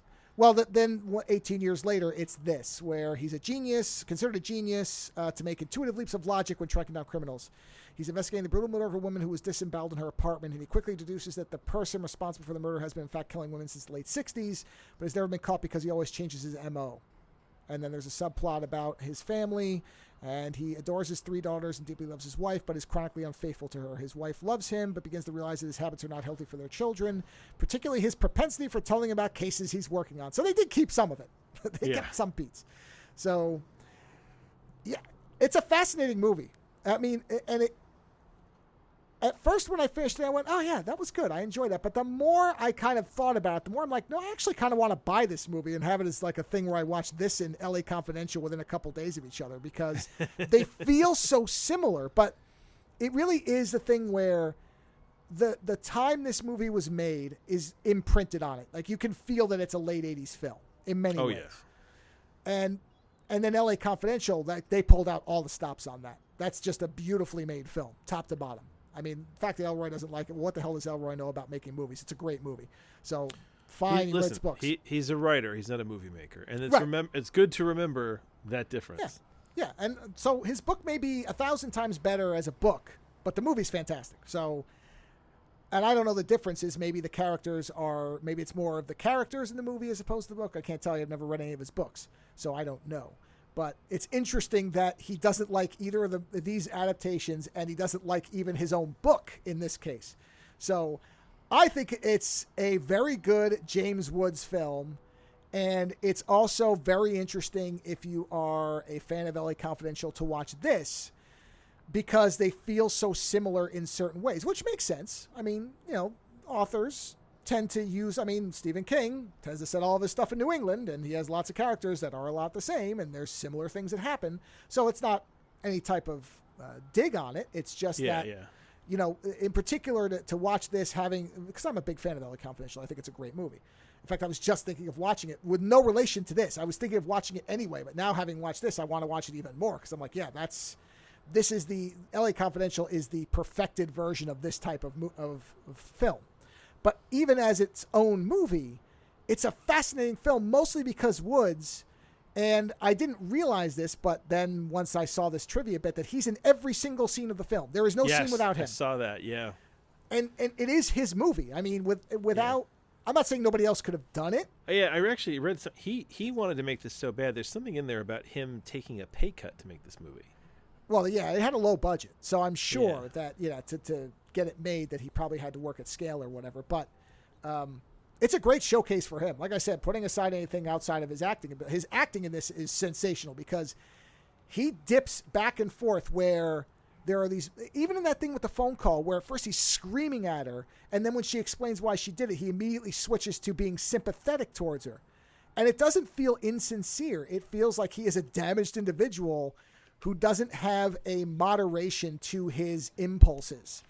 And that works for and against him throughout the movie, where he has this utter confidence, even unreasonably so, because he has put something together and recognizes something others haven't. But you still have to get others to understand what you're seeing. So when you just jump through, like he did with the captain, where he's like, I want everything, damn it, because I saw this. And of course, he sees it, and he's like, I have to stop this guy. Everybody else is like, I don't think this is happening. And why you have a tremendous amount of confidence in something you can't prove. But of course, since he sees it and knows what's happening, he has complete confidence in it to a level of irrationality in what he expects from others. And that's the whole movie is this thing where... That's the thing that it doesn't make it was never communicated that Woods' character is some kind of genius. Well, the guy there, when you see him, like in that opening scene where he's talking to the other officer, and then when he's in the room, like going through things, it becomes evident that he is working from a system of logic where he understands how this is, what's going on. So, I mean, the clips I've got aren't the whole movie. So you keep seeing that he is following up on things. He is following leads. Like he's writing things down. He's keeping track of things. And there is that point where the captain says, you're a good detective with a great arrest record. And that's all, that's basically supposed to be the demonstration that, okay, this isn't just him randomly hitting on something. And this whole thing about you have a particular thing about murdered women. This is right in the wheelhouse of what he cares about and what he's good at. So nobody in this movie would refer to him as a genius, but you are seeing him build this together in his head, and it makes sense to you as the viewer. So the thing is that he jumps from that recognition straight to, well, if I recognize it, everybody must recognize it. It must be big and important. You need to give me what I need. Yeah. Yeah. I mean, the way he talks to the captain is that this is the biggest thing that's going on in a city that we have multiple demonstrations is riddled with crime at that point. So you can't just go in there and say, well, I happen to notice some dates are aligned. Therefore, there's a serial killer who's been working here for 20 years and nobody but me noticed. that's going to be a tough sell. On top of saying I need unlimited overtime and a bunch of people working for me and liaisons in every department in the country. So that is what I mean about there's the two sides to him, and they work for and against him throughout the movie. His rationale about telling his daughter this terrible stuff is not this the nuts. first book of the series? I believe it is. Yes. God, yes. So then I wonder how he gets to the next one then. Well, yeah, it is, because here, Blood on the Moon was 84, followed by Because the Night, same year, and Suicide Hill, 85. Yeah. See, Suicide Hill is the name. Yeah, that's the last one. That's the third one. Yeah. That's funny. Oh, and that's the one that he's most proud of. So there you go. He went from the first book being the one he's embarrassed by to the one... Hold on. I'm curious. Wow. Hold on. The novel begins with a psychiatrist assessing Hopkins and saying he should immediately be retired with a full pension because of the events of the previous novel. Hopkins eludes compulsory retirement with attachment as LAPD liaison officer to an FBI bank robbery investigation. Hopkins then manipulates his way into robbery homicide investigations. Jesus Christ. Yeah, this sounds just like it. So, there you go. Yeah. Yeah, and if you look at the cover... it's him on a motorcycle. Oh, no. I have a very different cover. You have a different cover? Click on the Kindle edition. It's it looks like an old 50s detective novel. Oh my God, this is completely different than what I saw. Go to the Wikipedia article, and it looks like I don't know. It looks like a James Dean on a motorcycle overlooking L.A. Oh yeah, that's still not mine. You know, honestly, I can see why Tom Hanks wants to play this character. I'm gonna send you a link. Well, based on the image you sent me, yeah, I saw that. That's the one. That's the one I'm seeing. I see the one you're looking at that looks like Dick Tracy. Yes. I just sent it to you. Yeah, or Humphrey Bogart. That's the one. That very much. That's why.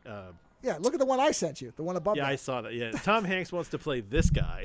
Yeah, and James Woods played the guy in the image I saw. Yeah, exactly. So it's a very good movie.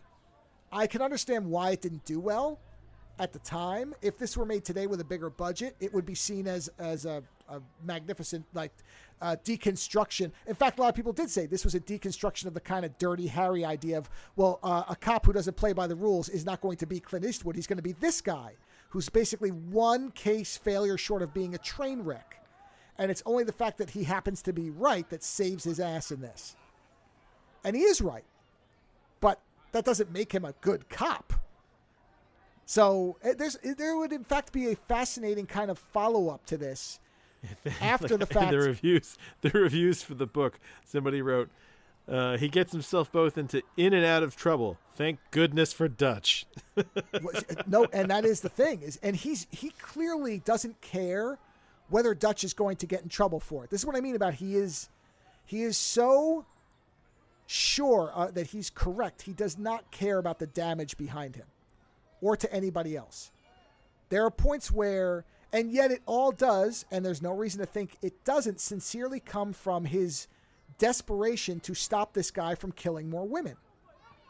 So this is what I mean about the character has this really, really fascinating dichotomy to him, where this does appear to be because he sincerely does want to stop more women from being killed, and yet he doesn't care about any of the people alive around him. They're just tools to be used in his goal. It's an interesting movie, and James Woods is great in it. Yeah, it sounds good. Yeah. I'm just very curious now about the books. Yeah, I mean, it makes me want to kind of read the books. I've never had this interest in Elroy. I mean, I just don't. But I read his westerns. Yeah, I thought that you had. I've never read. Oh, by the way, do you know that there's 4 L.A. Confidential books?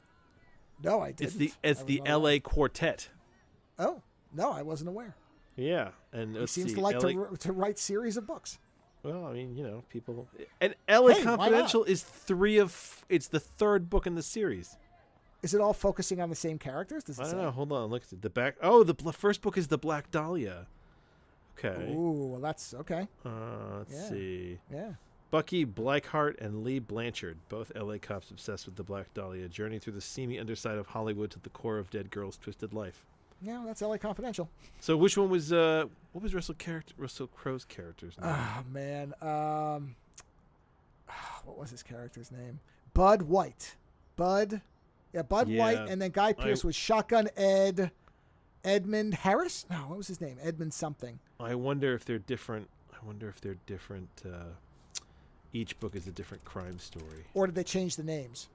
Sometimes they do that, Yeah. where they change the names of the characters. Novel of the same name. 3 protagonists. Oh, no, Edmund Exley. So, no, they're different characters. Wendell Bud White. Yeah, so they're different. The book is exactly the same as the movie from what I'm reading here. Exactly the same. I mean, I'm sure there's little differences, but the narrative is essentially the same like I thing. said, there's 4 books, so if you're looking for... wow, yeah.